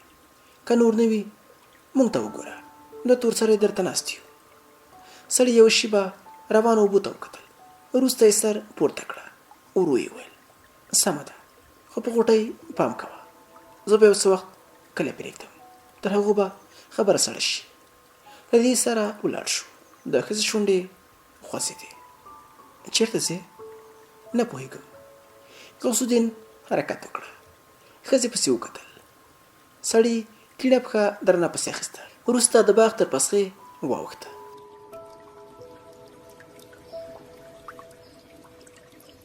سهار 8 بجې د غوټۍ ماماګان راغله. چینازه یې خپل کلي ته یوړه. نو یې قسم یاد کړ چې غوث الدین به ژوندی نه پرېږدي. خلک خواشیني ول. ټول غوث الدین ته ښېراوې کولې. دی تر لوند سپي هم بد ایسه و. ورځې ووتې، باغ ته غواوې ور پرېښودل شوې. څارویو پر وچو پاڼو شخوند وښه. د خلکو مخونه چاودې شول. کله کله به پر کلي خړه دوړه راغله. وچې پاڼې به ورسره لاړې. هر څه سپېره ښکارېدل. د غوث الدین درک نه و. څوک نه پوهېدل چې چېرته تللی. خو کلیوال په یو اتفاق د هغه پورې کېدو خوښ ول. له غوټۍ سره د غوث الدین مشره مېرمنه په کور کې وه. دې د کور ټول کارونه په غاړه اخیستي وو. د نجلۍ به ډېر وخت تبې کېدې. له ډېر ډنګروالي سترګې غټې ښکارېدلې. دا به تل پرته وه. نه یې خبرې کولې او نه هم له کوټې راوته. یو دوه ځله د حمید سپین ږیري پلار په ټینګه ور یاده کړه چې به مخیلو ته ورسره لاړه شي. خو دې خبره ونه منله. جانکو د ژمي لپاره تیاری نیوه. د بامونو کاږل خلاص شوی و. کادانه تر دروازې پورې له وچو وښو ډکه وه. د ژمي لپاره د سون موادو غم خوړ. جانکو به په برش کې ودرېده. د حمید درک نه و. د مني یوه غرمه جانکو غواو ته واښه واچول چې د کلا دروازه خلاصه شوه. د حمید پلار په پټو کې ځان پیچلی و. نیغ د غوټۍ کوټې ته ور روان شو. نجلۍ ته شوله ایښې وه. خو قاب هماغسې ډک و. ماسې له یوې څونډې یوه ګوله ور پورته شوې وه. بوډا وټوخل. نجلۍ ورته وکتل. ټیکری یې پر سر سم کړه. یوه شېبه دواړه غلي ول. وروسته سړی په خبرو راغی. د ولیانو او پیغمبرانو د زغم کیسې یې تېرې کړې. له نجلۍ څخه یې وغوښتل چې غم له زړه وباسي او ژوند ته په مینه وګوري. ده تر ډېرو خبرې وکړې. وروسته غلی شو. نجلۍ ته یې وکتل. هغې غولي ته وچې سترګې نیولې وې. بوډا وویل غواړم چې یو څه درته ووایم. نجلۍ هماغسې غولي ته کتل. بوډا خپله خبره پسې وغځوله. ګوره لورې، بده یې مه ګڼه. ته پیغله یې. باید د ژوند د تېرولو لپاره یو څوک پیدا کړې. نجلۍ په بیړه ورته وکتل. سړي وویل زه ستا ماما یم. بل به دې نو څوک غم وخوري. په شره کې شرم نشته. د خیر خبره درته کوم. نجلۍ په حیرانۍ ورته وکتل. بوډا په ډاډه غږ وویل غواړم چې تا د خپل زوی حمید په نامه کړم. نجلۍ خپل تندي ته لاس ونیو. له شونډو یې راووتل. ما په کراره پرېږده. بوډا ولاړ شو. ورو یې وویل ګوره بچو، ما ستا پلار ته هم ور یاده کړې وه. خدای خبره ولې دا دوستي ونه منله. خو اوس هغه نشته او زه دا خپل فرض کړم چې د خپلې خورځې عزت وساتم. فکر وکړه تر حمید ګلالی ځوان نشي موندلی. تر 12مه یې سبق ویلی. په اخلاقو کې نوم لري. تر اخره خو به یوازې په کلا کې نه یې نسته. له دې سره له وره ووت. نجلۍ یوه شېبه غلې وه. وروسته کیڼ لور ته ړنګه شوه. له خولې ځګونه راووتل. لومړنۍ واورې د غرو سرونه سپین کړل. خو لاندې دښته او د کلي تر مخ خړ پټي لاندې ښکارېدل. هلته یوازې باران شوی و. له ځمکې د خاورو بوی ته. په هوا کې به د قرغانو تورې ګلې یوې او بلې خواته تلې. کله کله به د مهاجر هیلیو یو سیل هم تیر شو. هر ښکاري خپل پټی درلود. پټي ته به یې د کاریز اوبه ورسمې کړې وې. دوی به د ماښام له اذان سره سم ځانونه مورچو ته رسول. مورچې له خټو جوړې وې. کله کله به د هیلیو یو نیم سیل لنډه دوره وخوړه. له وزرو به یې شڼهاری پورته شو. ښکاریانو به واضح خولې ورته نیولې وې. هر یو به په ټیټ غږ ویل وزر مات وزر مات. معنا دا چې د دوی لخوا په جوړ شوي ډنډ ورټیټ شي. هر ماښام به د ښکاري ټوپک 10-12 ډز اورېدل کېدل. د ورځې لخوا به ټول کلیوال په جومات کې ول. خادم به هره ورځ ناوخته توخانه بلوله. ملا به په تاوده ځای ناست و. ماشومانو به سرونه ټیټ نیولي وو. زنګېدل به. سپارو ته به یې کتل. هر یو به په لوړ غږ خپل سبقونه تکرارول. کله کله به ټوخی او د پزو د پورته کشېدو غږونه پورته شول. که به چا سر پورته کړه د 2 ګزۍ لښتې نرۍ څوکه به یې پر ولیو ولګېده. په بل سر کې به کلیوال ناست ول. زړو به خیرونو بالښتونو ته ډډې لګولې وې. تر میخه به یې 3-4 توپدانې ایښې وې. دوی پخواني وختونه ښه یادول. اوسنۍ زمانه یې په فساد ککړه بلله. ځوانان به هم یوې خواته غلي ناست وو. خبرې به یې ورو ورو وې. کله چې به کوم یو وخندل، سپین ږیرو به بد بد ورته کتل. په همداسې یو ساړه سهار د کلا دروازه وټکېده. جانکو ورغی. حمید و. ځوان پرته له سلامه نیغ د ولاړو کتار کوټو خواته روان شو. جانکو د ګلاب تیزه خوشبويي احساس کړه. په ځوان پسې وکتل. دا ځل یې سپینه خولۍ پر سر وه. تر ځان یې پټو تاو کړی و. ګړندي ګامونه یې اخیستل. مخکې تر دې چې کوټې ته ورننوځي، غوټۍ په بیړه په وره کې ودرېده. د ماما زوی ته یې لاس ورکړه. پرته له دې چې څه ووایي، په چوتره کې یو زوړ لیمڅی هوار کړه. بالښت یې کېښود. ځوان ته یې د کېناستو بلنه ورکړه. حمید بالښت ته ډډه ولګوله. نجلۍ دالان ته ننوته. شېبه وروسته یې د ځوان تر مخ له شیر چایه ډکه پیاله کېښوده. ټیکری د ککرۍ پر جړو ویښتو ورکش کړه. د لمسي پر یو کونج غلې کېناسته. دواړه غلي ول. کله کله به د نجلۍ غاښونه یخنۍ سره وجنګول. نور هېڅ هم نه اورېدل کېدل. ځوان پیالې ته وکتل. له خړ چایه مړه تاوونه پورته کېدل. د چای سوري وکړه. ورو یې وویل: څنګه یې؟ د نجلۍ سترګې له اوښکو ډکې شوې. کړنګ شو. یو پیشو د ناول لوښو په کاسه کې وخته. عمر پخه ښځه له دالانه راووته. په پیشو پسې لوټه وویشته. بېرته دالان ته ننوته. حمید وویل: زما د پلار په خبره څه وایې؟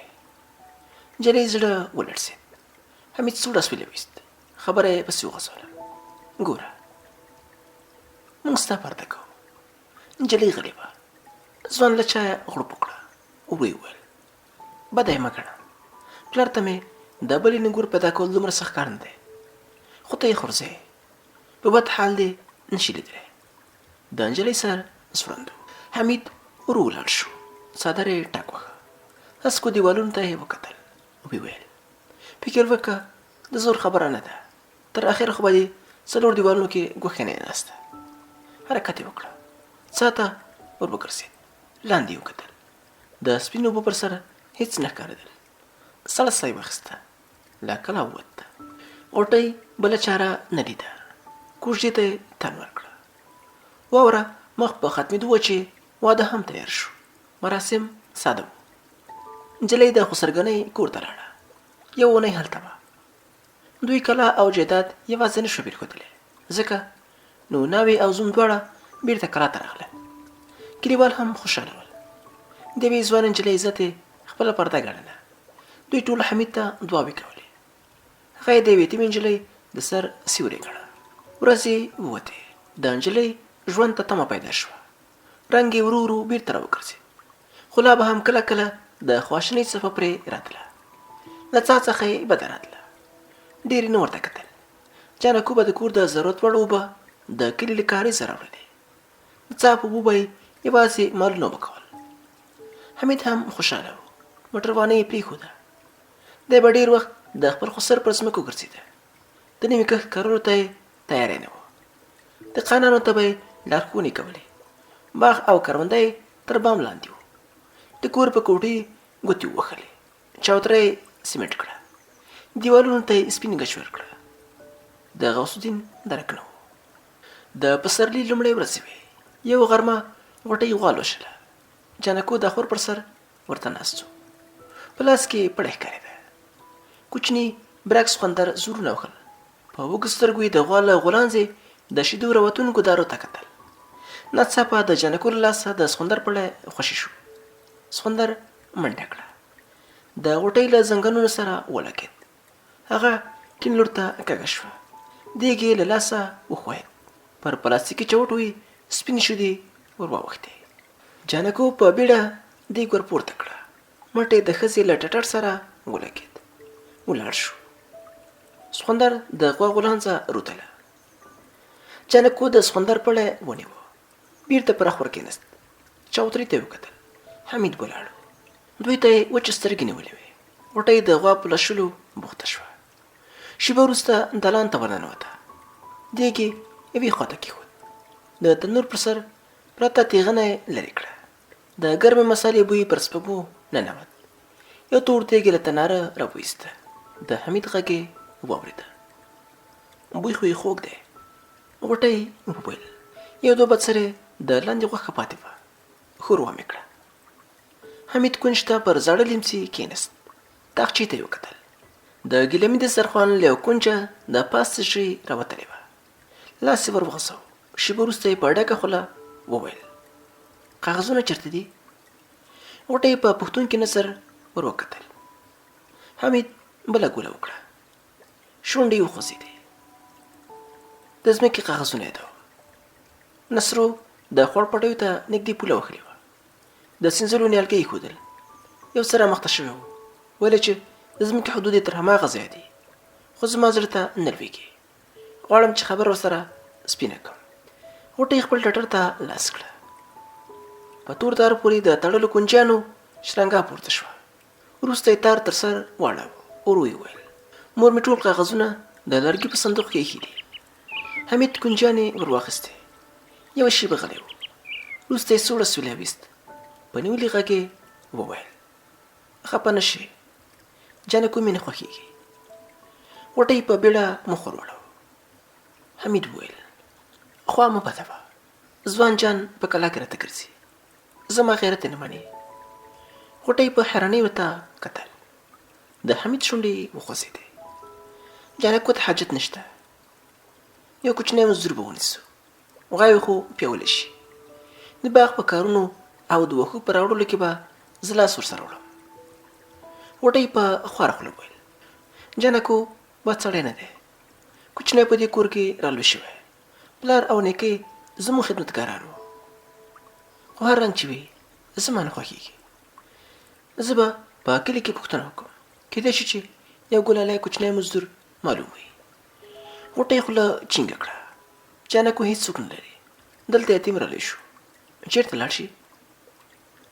حمید په خبره کې ور ولوېد. په خوشکۍ وویل: موږ د یتیمانو ذمه نه ده اخیستې. بلا وهلی، تر اورمې ګیلاس نه راګرځي، لاړ دې شي، بل ځای دې مزدوري وکړي. له دې سره ولاړ شو. له دالانه ووته.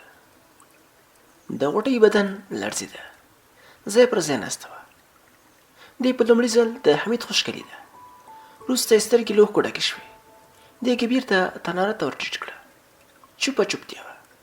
کله کله به دالان په لرګینه نوه ناستو توتکیو غچا پورته شوه. په دوهم سهار یوه ډله ماشومان کاله ته ورننوتل. یوه یې په سویسه چیغه کړه: حمید کاکا! غوټۍ په بیړه له کوټې راووته. ماشومانو ته مخامخ په چوتره ودرېده. مخکې تر دې چې څه ووایي یو ماشوم ور لومبې کړه. غوث الدین کاکا مو ولید؟ د غوټۍ رنګ والوت. حمید د کوټې په وره کې سرتور سر ودرېده. چیغه یې کړه: چېرته؟ غواوې مې پیولې. یوه سخوندره ګڼو نیالګیو ته ورغله. ما ډبره پسې ویشته. پاڼې وښورېدې. یو چا منډه کړه. په ونو کې ورک شو. غوټۍ په خبرو کې ور ولوېده. تا یې مخ ولید؟ هلک په خپله بایدلې پزه له سوڼه تېر کړه. په زوټه یې وویل: نه، خو تېزه یې منډه یې نه شوه اخیستی. ګوټ ګوټ ته. حمید په بیړه کوټې ته ننوت. کله چې د باندې راووت په لاس کې توپانچه ښکارېده. غوټۍ یې مخې ته ودرېده، خو حمید لار کږه کړه او په منډه د کلا له دروازې ووت. حمید د کلي په تنګو کوڅو کې تاو راتاو شو. هلکانو منډې پسې وهلې. څو ښځې د کورونو بامونو ته ختلې وې. دوی په حیرانۍ حمید او ډله ماشومانو ته کتل چې له پښو څخه یې مړې دوړې پورته کېدلې. ډله کلي ته نږدې په خوړ کې شنو ونو ته ورښکته شوه. غواوې وترهېدې. یو بل لور ته یې منډه کړه. خو شېبه وروسته بېرته د ونو په منځ کې رابوټېدلو شنو وښو ته وربوزونه ور ټیټ کړل. ډله ودرېده. یو ماشوم ګڼو نیالګیو ته اشاره وکړه. حمید ور مخته شو. توپانچه یې تیاره ونیوله. غونچه څانګو ته یې لاس ور وغځاوه. په احتیاط یې څنګ ته کړې. یوازې د یوې کوټې په اندازه وچ ځای و. حمید ور مخته شو. څو نیم سوخته سګرټ پراته ول. یو ماشوم څو ګامه لرې ګڼو ونو ته ګوته ونیوله. په ویره یې وویل. هغه ونو ته یې منډه کړه. حمید ورمې کوږ کړه. ورغی. ونې ګڼې وې. بېرته راوګرځېد. څو کلیوال ور ورسېدل. دوی 5 تنه وو. 3 ځوانان او 2 نور هم سپین ږیري. د ځوانانو په لاسونو کې ټوپکې ښکارېدې. حمید وویل: تښتېدلی دی. یو بوډا په خبره کې ور ولوېده. خونې زما په غاړه مردار یې کړی. مرګ یې د لیوني سپي غوندې روا دی. یو ځوان کېنست. یو ځای سپیرو پلونه ښکارېدل. بوډا په کاوړ وویل پخپله دی، ورته وګورئ، یو پل کوږ ایښودل شوی. یوه شېبه چوپه چوپتیا وه. وروسته بوډا شونډې وخوځېدې. څه ته ګورئ؟ ګوډ دی، لرې نشي تللی. ځوانانو یو بل ته وکتل. په ګڼو ونو کې ننوتل. دوی په احتیاط مخکې تلل. کله کله به ځای ځای غوټه نیالګیو ته ور وګرځېدل. د ټوپکو په نیلیو به یې لاره پکې وایسته. بیا به یې ګام کېښود. یو ځای ګڼ نیالګي وښورېدل. د ټولو رنګونه والوتل. پر ځمکه پرېوتل. وسلې هماغه لور ته ونیولې. ټک شو. له ګڼو نیالګیو څخه یوې ګیدړې منډه واخیسته. ټولو حمید ته وکتل. د هغه په لاس کې د نیولې توپانچې له خولې څخه مړ لوګی راووته. ټولو وخندل. ولاړ شول. مخکې لاړ. دوه درې ځایه په شګو کې د بني ادم پلونه ولیدل. پلونه له یو بل څخه ازاد ایښودل شوي. سړي منډه اخیستې وه. په وروسته له ځنګله ووتل. د غونډیو تر لمنو پورې مړه شګه پرته وه. پلونه نه غلطېدل، خو وروسته وړې تیږې پیدا شوې. او چې کله یو څه پورته وختل، پلونه ورک شول. د غونډۍ تر سره لویې وړې تیږې، شنې څپاندې او غرنۍ سپېره بوټي ولاړ ول. دوی یوه شېبه ودرېدل. شاوخوا یې وکتل. پل نه ښکارېده. حمید وویل باید پورته وخیژو. له هغه ځایه د دویمې غونډۍ په پیڅکې ښکاري. نشي رانه ورکېدی. یو کلیوال چې لونګۍ یې تړلې وه په خبره کې ور ولوېده. سم وایې، غوثو به دومره لرې نه وي چې د ټوپک ګولې ونه خوري. ټول مخ پورته روان شول. په وروسته د غونډۍ سر ته وختل. مخامخ ځیر شول. سترګو ته یې هسکه غونډۍ ولاړه وه. ژوندی ساری نه ښکارېده. حمید وویل ګوډ چالاکه دی، د کومې ډبرې شاته بغلی وي. چا ځواب ورنه کړه. دوی یوه شېبه د غونډۍ پر سر ودرېدل. باد تیز و. د حمید تور پیکه پر سپینه خولۍ ور واوښت. غټې سترګې له کاوړه ډکې وې. د په ځیر مخامخ غونډۍ څارله. چوپه چوپتیا وه. کله کله به له لرې د یوې زرکې ناره پورته شوه.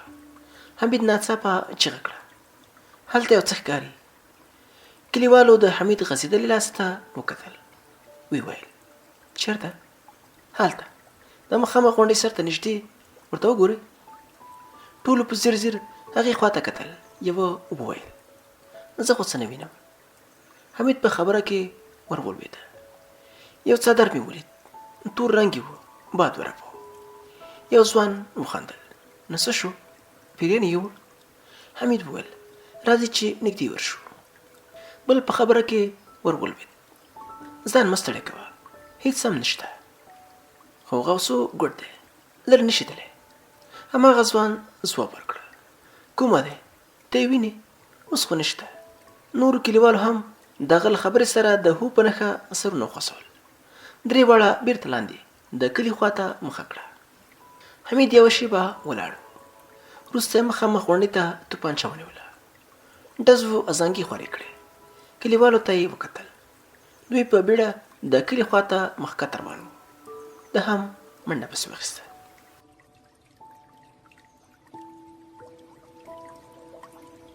غوټۍ له اوبو ډک کړی پر چوتره کېښود. سړه ساه یې واخیسته. بېرته یې ترې ګړي لاس تاو کړه. پر چوتره وخته. دالان په وره کې وچوترېده. په حیرانۍ یې وویل ګلمیره ته دلته څه کوې؟ کوچني هلک په بیړه مخ ور واړاوه. وچې شونډې ویوړې کړې. وخندل. حمید کاکا رایاده کړه چې دالان پاک کړه. اوس له تناره ایرې راباسه. غوټۍ په بیړه ګړی دیوال ته ودروه. ورمخته شوه. تناره ته یې وکتل. د دیګي پر سر خړې ایرې پرتې وې. په خشکه یې ویل دا رې څه کړي؟ هلک ورخطا شو. غوټۍ ورته وکتل. په لاس کې لویه څمڅه نیولې وه. هغې په بیړه څمڅه ورڅخه واخیسته. له ایرو ډکه وه. څنګ ته په ایښي زنګ وهلي ټیم کې تشه کړه. ور پوی کړل. خړې ایرې هوا ته پورته شوې. هماغسې په کاوړ وویل دا د ایرو څمڅۍ نه ده، په دې قطعه اچوم. هلک دیوال ته ور وښوید. غوټۍ تناره ته لاس ور وغځاوه. دیګ یې راوایست. پر برغول یې مړېرې پرتې وې. ورغولې ورو له دېګه لرې کړه. په چړو کچالو ځای ځای تور واړه سکاره ښکارېدل. غوټۍ له نږدې تاخچې څخه یو وړه قاشوغه ور واخیسته. د کچالو له قورمې څخه یې په احتیاط سر ټول کړه. د هلک لړزانده غږ یې واورېده. پام مې نه و. غوټۍ مخ ور واړاوه. د هلک چخړنې سترګې له اوښکو ډکې وې. غوټۍ ورو وویل: څه وخت راغلې؟ هلک پزه پورته کش کړه. شونډې وخوځېدې. یوه ګړۍ مخکې. یوه شېبه غلی و. بیا یې وویل: حمید کاکا راوستم. رایاده کړه چې دالان پاک کړم. غوټۍ وخندل. پروا نه کوي، خو بیا هم له تناره څخه ایرې راونه باسې. ته کوچنی یې، لاس دې سم نه ورسېږي، ور ونه لوېږي. له دې سره یې دیګ بېرته تناره ته ورښکته کړه. ورو یې وویل: سړي مې نه وو راته ویلي چې تا ته یې مزدوري درکړې. هغه هلک په خبره کې ور ولوېده. حمید کاکا نن سهار زموږ کور ته راغی. له پلار سره مې پر 6 منو غنمو مس جوړ شو. زه به تر مني ستاسو مزدوري کوم. د ورځې به دلته یم. ماښام قضا خپل کور ته ځم. غوټۍ خندل. ښه خبره ده. کور دې په کلي کې دی. ماښام ورځه. د مورکۍ به دې هم زړه نه وي درپسې ختلی. هلک وویل: اوس څه وکړم؟ هېڅ، همدومره بس دی. نن خو مېلمه یې. د کور ته لاړ شم. د غوټۍ خندا زور ونیو. هو، خو زه له سبا به ټوله ورځ دلته یم. کوچنی په بیړه له دالانه ووته. غوټۍ یوه شېبه ناسته وه. بیا یې د ساه د څرخ د تاوېدو غږ واورېده. له وره یې ور وکتل. جانکو. د غوټۍ په سترګو کې اوښکې وغړېدې. جارو ته یې لاس کړه. شېبه وروسته دالان مړو خاورو ونیوه. پا ووت. غوټۍ جارو شوي خاورې په ټیم کې واچولې. د باندې راوته. یوې غوا د اوبو په سطل کې ورپوس دننه ایستی و. پورته د برج دبره کړپ شو. غوټۍ مخ ور واړاوه. جانکو په لاس کې په سره دسمال کې تړلې غوټه نیولې وه. شېبه وروسته د غوټۍ تر مخ ودرېده. په نیولې غږ کې وویل: زه ځم. غوټۍ په حیرانۍ ورته کتل. ځوان د کلا د لوی دروازې خواته روان شو. د غوټۍ وړې سترګې اوښکې ونیولې. پسې غږ یې کړه: چېرته ځې؟ جانکو ودرېد. پرته له دې چې مخ ور واړوي په غریو کې وویل: نه پوهېږم. د غوټۍ شونډې وخوځېدې. لږ متل شه. له دې سره کوټې ته ننوته. جانکو د چوترې پر شی کېناست. شاوخوا یې سترګې وغټولې. په کلا کې یوازینۍ ولاړې سنځلې ته وکتل. ښه ورته ځیر شو. په ونه کې خپل ځان ولید. دی ماشوم و. سنځلې یې شکولې. ناڅاپه ښاخ مات شو. ماشوم لاندې راولوېد. پلار یې ورمنډه کړه. ماشوم یې په غېږ کې ونیو. د هغه په ټول ځان یې ګوتې وتپولې. وروسته یې په خپلې سینې پورې ټینګ کړه. پر غومبر یې وچې شونډې کېښودې. ښکلې کړه. د پلار له زیږو لاسونو څخه یې د شوتلې بوی ته. پلار یې په غریو کې وویل: زویه، پام کوه. ماشوم ځواب ورکړه: ښه دا به بیا ونې ته نه خېژم. ماشوم د خپل پلار څېرې ته وکتل. له ګونځو ډکه وه. غټې سپوږمۍ درلودې. له سپوږمۍ نه تور ویښتان راوتلي وو. ناڅاپه ګونځې ورو ورو هوارې شوې. لمر سوځولې څېره په سپین مخ بدله شوه. ښځینه وارخطا غږ یې واورېد: جانکو، څه در باندې وشول؟ ولې له ځان سره غږېږې؟ کومه ونه؟ جانکو ټکان وخوړ. مخې ته یې غوټۍ ولاړه وه. د ځوان خړې شونډې نرۍ موسکا سره ویړې کړې. سر یې وځړېد. ورو یې وویل: خپل ماشومتوب راپه یاد شو. بېرته یې سر پورته کړه. شاوخوا یې وکتل. څلورو خواو ته سپېره برجونه ولاړ ول. ترخه یې وخندل. پلار مې په همدې کلا کې ساه ورکړه. ښه مې په یاد دی. زه وړوکی وم. له هغه سره په باغ کې ویدېدم. پلار به مې ډېر ټوخل. یوه شپه یې ټوخی ډېر شو. تورې وینې یې راوګرځولې. سهار مړ پروت و. غوټۍ په خپلو سترګو لاسونه تېر کړه. جانکو سړه ساه واخیسته. په غریو کې وویل: له دې ځایه مې زړه نه ځي. زه دلته راولوی شوی یم. مور مې نه په زړه کېږي. خو د دې کلا او باغ په هر کونج کې خپل پلار وینم. کله یې بیاتي په لاس کې وي، د تاکونو لښتې پرې کوي، کله مڼې کوي، کله د غواو ځای ته جارو نیولې وي، کله د جانکو سر وځړېد، غلی شو. د غوټۍ چړونې غږ یې واورېده. ها، دا واخله، په کار به دې شي. جانکو په بیړه ورته وکتل. د ښځې په لاس کې څو تاو شوي لټونه ښکارېدل. لاس یې ور وغځاوه، پیسې د خپل زوړ واسکټ په جیب کې کېښودې. ورو یې وویل: خدای دې جنتي کړه. ولاړ شو. څو ګامه یې واخیستل. غواوو ته ور وګرځېد. د یوې ژېړې غوا پر سر یې لاس تېر کړه. بلې غوا ته ورغی. غوا تش سطل ته کتل.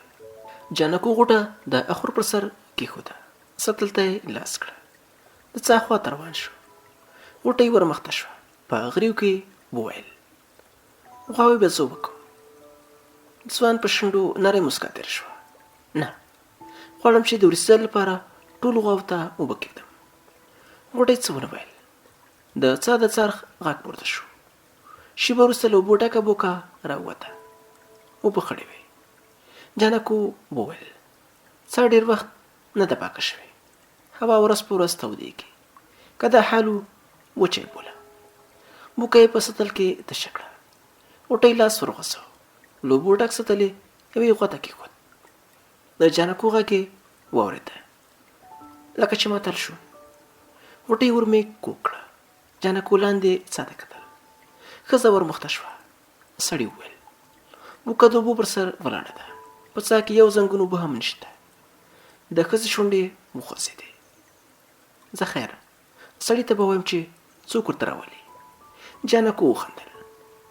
زه رسل باره یم. وخت لا ډېر دی. 1 ساعت کار غواړي. غوټۍ وویل: نه، ته ځان په اضافه وه. جانکو د باغ د وره خوا ته روان شو.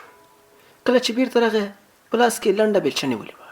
په خندا یې وویل: اوس به یې دومره چاره وکړم چې غواوې د څو ورځو لپاره تږي پاتې نه شي. وروسته یې بیا سمه پاکه کوي. هو رښتیا، یو څو بوکې خټه راایستلی شي؟ غوټۍ وخندل. دومره خو هم کمزورې نه یم. ځوان خپلې پیسې ورپورته کړې. له بیلچې سره لاندې کوز شو. تیاره وه. اوبه سړې وې. زنګانه ته نه رسېدې. جانکو په بسته خټه کې بیلچه ننیسته. یوه بیلچه، 2 بیلچې، 3 بیلچې. بوکه تر نیمایي ډکه شوه. پړی یې وښوراوه. زوروره چیغه په څا کې تاو راتاو شوه. پورته یې کړه. د څرخ له تاوېدو غږ پورته شو. جانکو ځان څنګ ته کړه. خو بیا هم له بوکي څخه د سړو اوبو رابېدلې یوه نرۍ داره غاړې ته سیخه شوه. له خټو ډکې 2 نورې بوکې هم د ځمکې سر ته وختې. خو په 4مه بوکه کې څرخ تاو نه شو. جانکو څو ځله پړی وښوراوه. چیغه یې کړه: بوکه ډکه ده. خو بوکه همداسې په اوبو کې پاتې شوه. یوازې د موټرسایکل د درېدو غږ واورېده. وروسته یې د حمید ورخطا غږونه په غوږو ننوتل. جانکو په بیړه د څا د دیوال په ژور شوي ځای کې پښه کېښوده. کله چې له څا څخه سر پورته کړه، پښې یې بېسیکه شوې. حمید خپله مېرمنه په غېږ کې اخیستې وه. د کوټې خواته روان و. د غوټۍ سر ځوړند ښکارېده. سترګې یې پټې وې. له خولې څخه یې سپین ځګونه روان وو. غوټۍ سترګې رڼې کړې. په کوټه کې یوازې وه. کېناسته، په سر کې څړیکه شوه. تندي ته یې لاس ور وړه. تر سره یې ټوټه تاوه. پردې ته یې کونج ورکړه. د ماسپښین سیوری ړنګ و. د څا تر څنګ 2-3 بوکې لنده خټه ښکارېدله. د دروازې کړپ شو. رنګ یې والوت. په رېږدېدلي غږ یې وویل: تا زما مور وژلې. د هغه په څا کې اچولې وه. تا. حمید د کوټې پرده یوې خواته کش کړه. رڼا شوه. د ښځې وړې سترګې رډې راختلې وې. غاړه یې خولې وه. تار تار لاندې ویښتان یې پر تړلي تندي پراته ول. غوټۍ ځان په کمپله کې ور ټول کړه. دیوال ته ور وښوېد. زنګنونه یې په خپل ټټر پورې ونیول. غلی کېناست. غاښونه یې یو په بل لګېدل. ټکا ترېخه ده. حمید په غوسه وویل: لیونتوب مه کوه. کوم غږ یې وانه ورېد. حمید څنګ ته ایښې له چایو ډکه پیاله غوټۍ ته ورنږدې کړه. له جیبه یې د ګولیو پاکټ راوایسته. ښځې ته یې ونیو. ورو یې وویل: تندی دې زخمي دی. د څا د بلار پر شی لګېدلی و. ها، دا ګولۍ د درد لپاره دی. ښځې کوم حرکت ونه کړه. حمید په سړه سینه وویل ته خو هوښیاره یې، ته څنګه؟ غوټۍ چیغه کړه. له څا نه په خټو لړلې خولۍ راووته. زرینه خولۍ یوازې تا په سر راوله. نه دلته پیدا کېږي او نه هم د دې کلي په خلکو کې رواج ده. ووایه له څا نه راوتلې خولۍ ستا نه وه؟ د حمید تندی تریو شو. زما وه، خو دا د دې معنی نه لري چې ما د خپله ترور وچلې وي. خولۍ د څا په خټو کې راوخته. حمید په خپلو تور ویښتو کې ګوتې تېرې کړې. سپینه خولۍ له سره ولوېده. ورو یې وویل ته له ما سره خوشحاله یې؟ ښځه رېږدېدله. حمید چیغه کړه ته په ما ګرانه یې، بده مې نه در باندې لورېږي. تر اوسه مې کومه ترخه خبره نه ده درته کړې. ترور مې هم تر زوی کم نه ګڼلم. ما به ولې وشله؟ حمید یوه شېبه غلی و. بیا یو دم وژړل. ده د ماشوم غوندې اوښکې تویولې. غوټۍ په حیرانۍ ورته کتل. وروسته یې سترګې له اوښکو ډکې شوې. ورمخته شوه. د سړي سر یې په خپل ټټر پورې ونیو. شېبه ووته. د حمید ژړا غږ په سلګیو بدل شو. په غریو کې وویل دا د جانکو دام دی.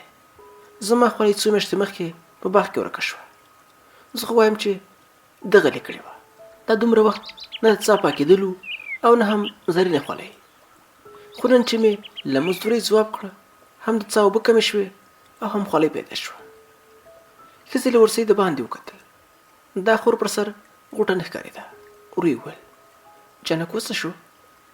ومې شړه. تر څو چې مې وسه کېده سپک مې کړه.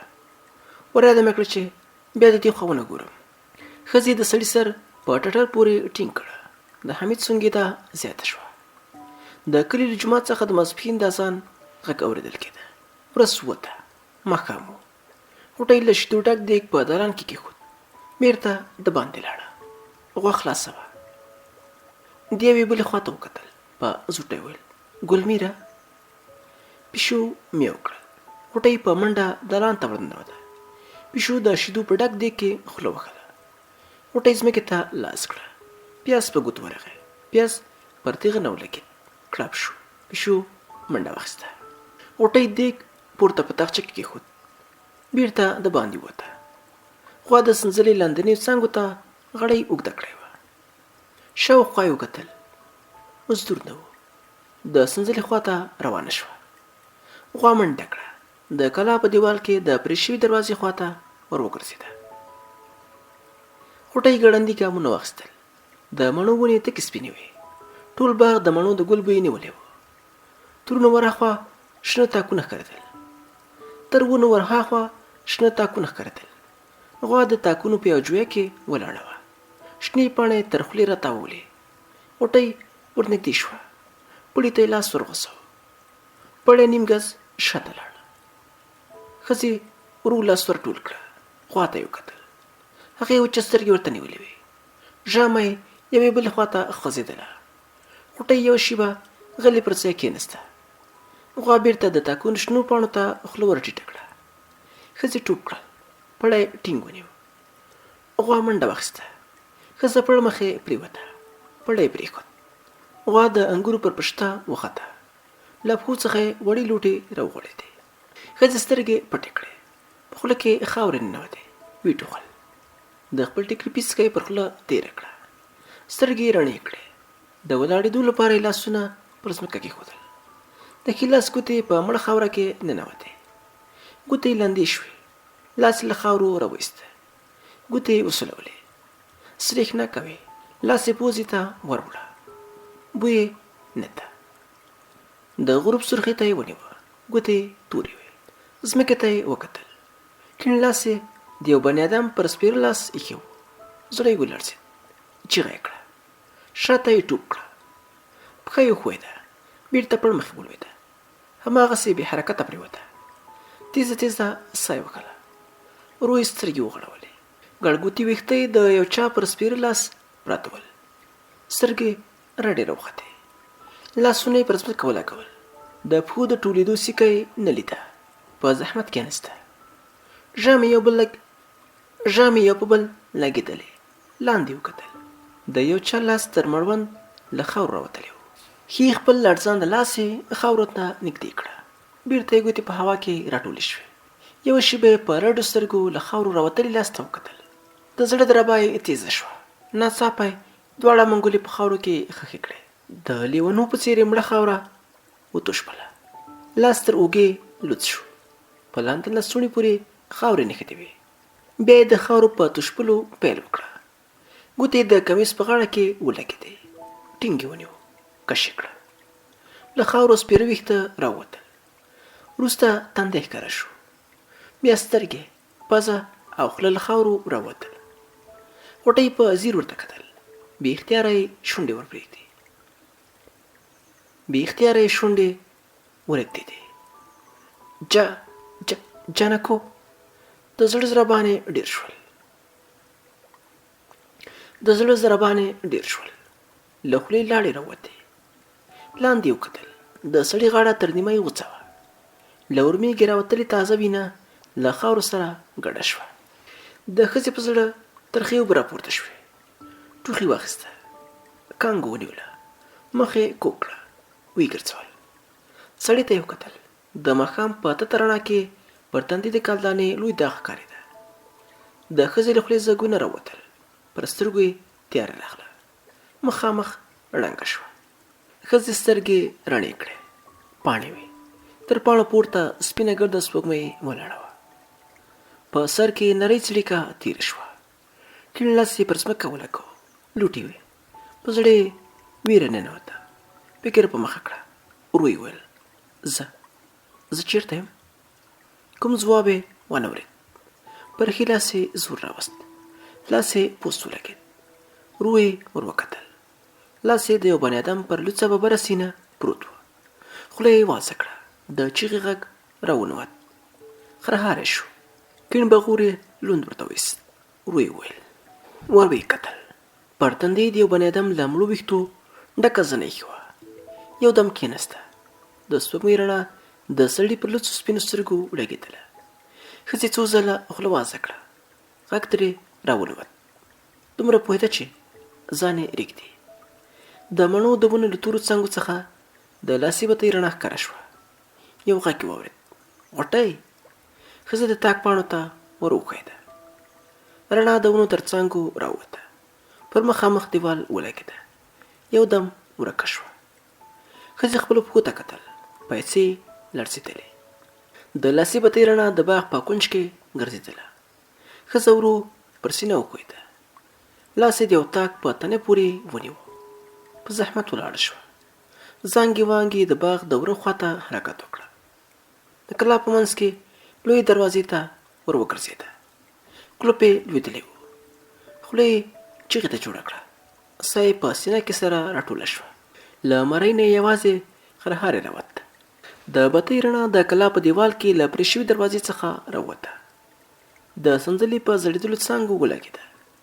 څانګو اوږده سیوري پیدا کړل. رڼا بېرته ورکه شوه. ښځه دالان ته ننوته. د پیازو چاړه یې پر ټټر پورې ونیوله. ټټر یې پرې خور کړه. کوټې ته لاړه. څراغ ته یې ور پوه کړل. د وره شاته غلې کېناسته. چوپه چوپتیا وه. کله کله به څا ته نږدې یوې چونګښې کور کړل. نور هېڅ هم نه اورېدل کېدل. شېبه وروسته د یو بني ادم د بوټونو ټکا واورېدل شوه. د بتۍ رڼا له ورڅۍ نه کوټې ته ور ولوېده. رڼا پر یوه کس ولګېده. ملک عطادین شخ بریتونه نیولي ول. د کوټې دروازې کړپ شو. د ښځې زړه پښو تر پوندو منډه کړه. په کوټه کې یو نارینه غږ واورېدل شو. غوټۍ په بیړه ولاړه شوه. په لاس کې نیولې چاړه یې پورته کړه. یو چا اخ کړل. بتۍ له لاسه ولوېده. له دروازې سره ولګېد. درب شو. په غولي ولوېد. ښځې منډه واخیسته. کیڼه پښه یې د دروازې تر لیخکه وایسته. خو ترخې پښې د یو بني ادم ګوتې تاو شوې. د کوټې خواته په زوره کش شوه. د لرګي پر صندوق ورغله. زنګنونه یې پر صندوق ولګېدل. شا په تخته پرېوته. بتۍ وخوځېده. له ځمکې پورته شوه. د ښځې پر مخ سپینه رڼا ولګېده. د هغې یو خوا مخ په وینو سور و. وړې وړې لوټې په وینو نښتې وې. د سړي زګیروی شو. اورلګیت ولګېد. د حمید په غټو سترګو کې د اورلګیت د دانې لمبه ښکارېدله. بله دانه لاټین ته ورنږدې شوه. کوټه زیړې رڼا ونیوله. حمید خپل مټ ته لاس وروړه. د پیازو چاړه پکې بنده وه. چاړه یې له لاستې ونیوله، کش یې کړه. سرې ونې باد شوې. ښځه په پښو ودرېده. د کوټې دروازې ته یې منډه ور واخیسته. د سړي پښه ور وغځېده. د ښځې له زنګانه سره ولګېده. پړ مخې پرېوته. څڼې په شدت شاته کش شوې. سترګو ته یې د حمید سرې سترګې ودرېدې. د سړي له خولې لاړې باد شوې. د ښځې جامې ته یې سوک ورکړه. ښځه پر اړخ ړنګه شوه. حمید پردې ته لاس ور وغځاوه، کش یې کړه. پرده له میخونو سره یو ځای لاندې راولوېده. سړي نرۍ تراړه ترې وایسته. تر مټې تاو کړه. کلکه غوټه یې کور واچوله. حمید ښځې ته وکتل. په خاورو سپېره وه. سر یې دیوال ته کوږ و. په راوتلو رډو سترګو یې ده ته کتل. حمید په ملنډ وویل: جانکو دې ولید؟ ښځه له حرکته لوېدلې وه. د سړي لاندنۍ شونډه وخوځېده. سپین غاښونه یې ښکاره شول. ښځه یې تر ویښتو ونیوله. د هغې سر پورته شو. سترګو ته یې د چت تور لرګي ودرېدل. سړي په لوړ غږ وخندل. له خولې یې باد شوې لاړې د ښځې پر سپینه غاړه ولګېدې. سړی یودم غلی شو. په ملنډو یې وویل: زه څه ملامت یم؟ دی په خپله کمعقل و. ما ستا له خولې د راوتلو زنګونو د پاکولو لپاره ټوټه پسې غوښته. ورسۍ ته مې وکتل. جانکو د سا تر څنګ ولاړ و. له پیسو نه یې خړې اوبه څڅېدلې. د پلاس کېنولې زرینې خولۍ ته کتل. حمید غلی شو. یودم یې وخندل. څنګ یې بدل کړه. د واسکټ له جیبه یې کیلیانې راوایستې. د لرګي صندوق یې خلاص کړه. پر غولي څو کاغذونه کېښودل شول. وروسته یودم وخندل. دا وینې؟ ښځې په حیرانۍ ور وکتل. د سړي په لاس کې یو کوچنی تبر ښکارېده. سړي تبر لاټین ته ور نږدې کړه. ورو یې وویل: ورته وګوره. د جانکو غاړه مې په همدې تبر پرې کړه. دی ساده سړی و. له خولۍ نه یې خټې پاکولې. زه هم د شا له خوا غلی ورغلم. تبر مې د هغه په غاړه راټیټ کړه. د ښځې خرهاری شو. سړي پرته له دې چې هغې ته وګوري په خندا یې وویل: دې تبر د ډېرو غړۍ خوړلې دي. ته ورته وګوره، خوله یې سره ده. پر دغه وچو وینو کې دې د مور د غاړې وینه هم ګډه شوې ده. د ښځې خرهاری ډېر شو. یودم یې ټوپ کړل. پر سړي ور پرېوته. د دواړو لاسونو تېرونو کانې د هغه مخ ته برابر شول. سړي تر ستوني ونیوله. پورته شو. د ښځې جامې ته یې سوک ورکړه. د هغې له خولې وینو داره وکړه. څو څاڅکي د څراغ په شیشه وبهېدل. ښځه یوې خوا ته ړنګه شوه. په لنډ وخت کې د هغې له خولې نه راوتلې وینې یو لېشت غولی سور کړه. د ښځې راوتلی ټټر په تیزۍ ښکته پورته کېده. سړی ولاړ شو. د ښځې ګېډې ته یې درنه نغته ورکړه. ښځې وټوخل. تاو راتاو شوه. بېرته بې حرکته پرېوته. چیغه یې کړه. سړي چیغه کړه: ستا پلار هم ما ووژه.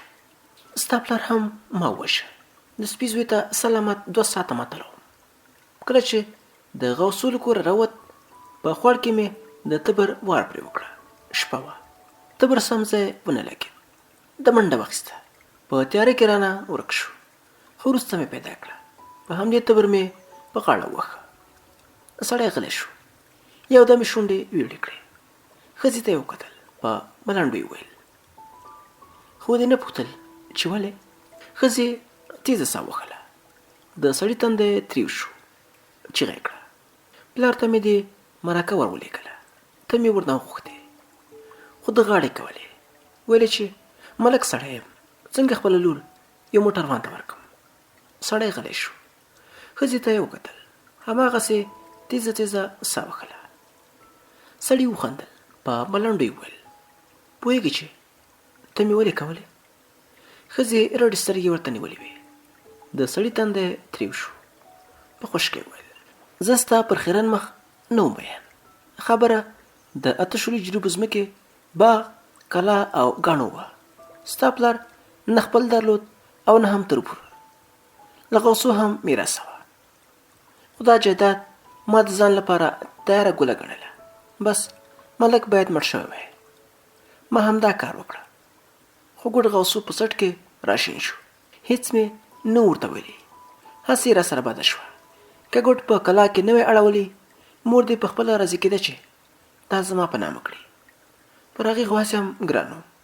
ترور مې وه. غوث وی د خپل خاوند قاتل ګڼه. ته ووایه له ما پرته یې په بل چا باور کوو؟ ها؟ ښځې د توشکې ژۍ د خپل ښي لاس په موټ کې ټینګه کړه. سړي خبره پسې وغځوله. پوهېدم چې غوثو په جومات کې دی. ګوډ به د ماخوستن لمانځه وروسته کلا ته راته. تر هغو به دروازه خلاصه وه. زه هم د ماښام په تته رڼا کې کلا ته ورننوتم. په دالان کې مې ستا د مور ټوخی واورېده. په احتیاط برش کې وختم. ستا د پلار لاسي بتۍ مې د ګوډ تر توشکې لاندې کړه. سړي وخندل. خبرې پرې شوې. بېرته یې وویل پوهېږې چې لاسي بتۍ مې له کومه کړه؟ ځواب یې ونه اورېده. ستا د پلار له جیبه مې راوایسته. لومړی مې مړ کړه، بیا مې دغه جیبونه ولټول. بس سرکوز یې ډېر سخت سړی و. په جیب کې 1 روپۍ هم نه وه. یوازې یوه قواله ترې راوخته او یو هم هماغه لاسي بتۍ چې ما د ګوډ تر توشکې لاندې کړه. د ښځې رېږدېدلې لاس حرکت وکړه. سړي ور وکتل. یو کس لرې د پیازو چاړه پرته وه. سړي په ملنډ وویل چاړه غواړې؟ خپله پښه یې چړې ته ورغځوله. چړه یې پر پونده ووهله. چاړه د ښځې لاس سره ولګېده. سړي هماغسې په ملنډ وویل ها دا یې هم چاړه. ښځې بېرته لاس ور ټول کړه.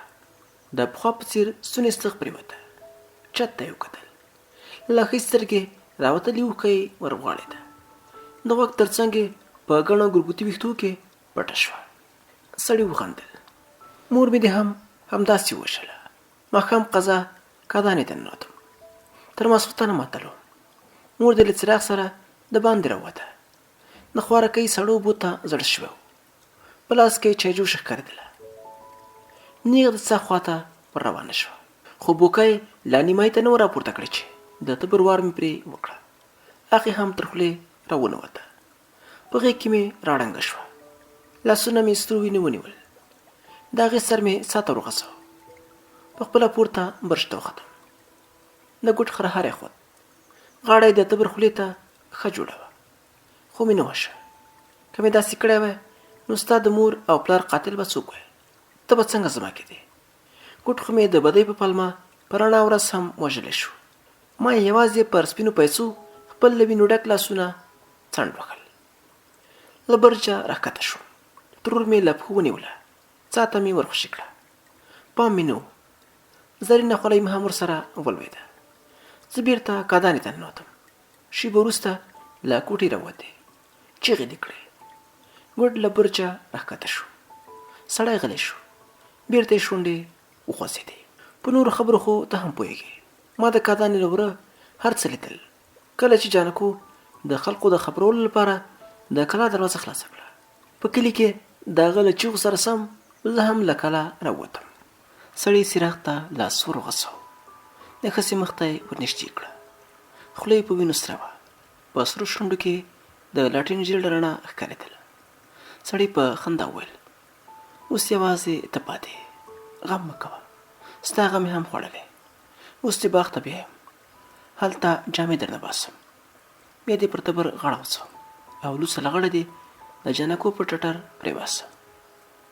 د ښځې خرهاری ډېر شو. د سړي خندا زور ونیو. له خولې یې لاړې باد شوې. هماغسې په خندا کې وویل په جانکو دومره وخت نه دی وتلی. 1-2 تازه زخمونه به یې په غاړه کې جوړ کړم. خپله وینه راباسي. بس یوازې مخ او ځان یې لږ پاکوالی رانه غواړي. ته ووایه څوک به ما ملامت کړي؟ ساده خلک دي. ورته وبه وایم چې دواړه سره جوړ ول. یو ځای مې سره ونیول. د ښځې خولې ځګونه راووتل. یو دم یې ټکان وخوړ. سړی یې پورې وخه. لاټین ولوېد. ښځه ولاړه شوه. سړي تر پښې ونیوله. ښځې لاټین پورته کړه. کړنګ شو. سړي خپل سر ته غبرګ لاسونه ونیول. په ویښتو کې د څراغ ماتې نازکې شیشې بندې وې. مخ یې لوند شو. د خاورو د تیلو بوی یې پر سږمو ورننوت. ښځه زانګې وانګې له کوټې ووته. سپوږمۍ د کلا ختیځ برج پر سر ولاړه وه. ښځې څو ځله چغې ته خوله جوړه کړه، خو غږ به یې په مرۍ کې تاو راتاو شو. له خولې به یې یوازې خرهاری راووت. باغ ته ننوته. د مڼو د ونو خواته ور وګرځېده. څو ګامه یې واخیستل. پښه یې لښتي ته ور وښویده. پر لڅو پښو یې سړې اوبه راواوښتې. بېرته پورته وخته. لوګي سره یو څه ولګېدل. په ورخطه یې ور وکتل. له ټیټ شاخ څخه د مڼو سپین ګلان توی شول. ښځې پر مخامخ دیوال منډه ور واخیسته. ټوپ یې کړل. لاسونه یې د سرداو سر ته ور ورسېدل. له نوکانو سره د دیوال کاږل جلا شو. بېرته شا پر تخته پرېوته. دیوال ته یې وکتل. هسک و. یو تاک ته ور وښویده. ځان یې د تاک په ګڼو څانګو کې ننویست. ښه شېبه ووته. دا بتۍ سپینه رڼا د مڼو په ونو کې ګرځېده. وروسته ورکه شوه. ښځې تیزه تیزه ساه وکښله. بیا یې نږدې غږ واورېده. غوټۍ ښځه په خپل ځای کې غلې ناسته وه. ناڅاپه یو سوری ورباندې راغی. نږدې پاڼې وښورېدې. ښځې خپله ساه ودروله. پر پښه یو څوک ور وختل. ښځې خپله لاندنۍ شونډه په غاښونو کې ټینګه کړه. سړی مخکې لاړ.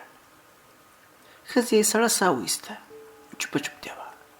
چرچرک نارې وهلې. ښځې سترګې پټې کړې. دې په تیزۍ سره ساه وکړه. یو دم یې ترخۍ پښې د یو چا ګوتې تاو شوې. کش شوه. د تاک پاڼې له مخ سره ولګېدې. ټیکری یې په یوه څانګه کې پاتې شو. پر هوار میدان ستونې سرتوره پرېوته. ښځې په بیړه پورته وکتل. حمید و. د سپوږمۍ رڼا یې په ببرو ویښتو پرته وه.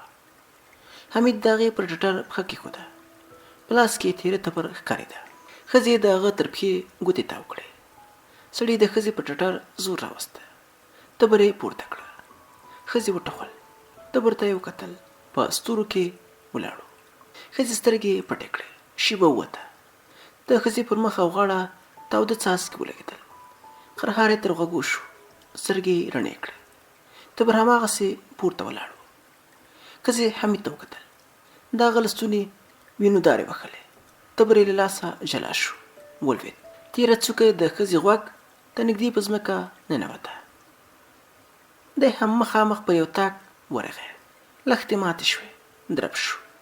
پړ مخې پرېوت. له ورمېږې د چړې لاس ته راوتلی و. ښځې ټکان وخوړ. د حمید ځنګنونو ته نږدې غبرګ بوټونه ښکارېدل.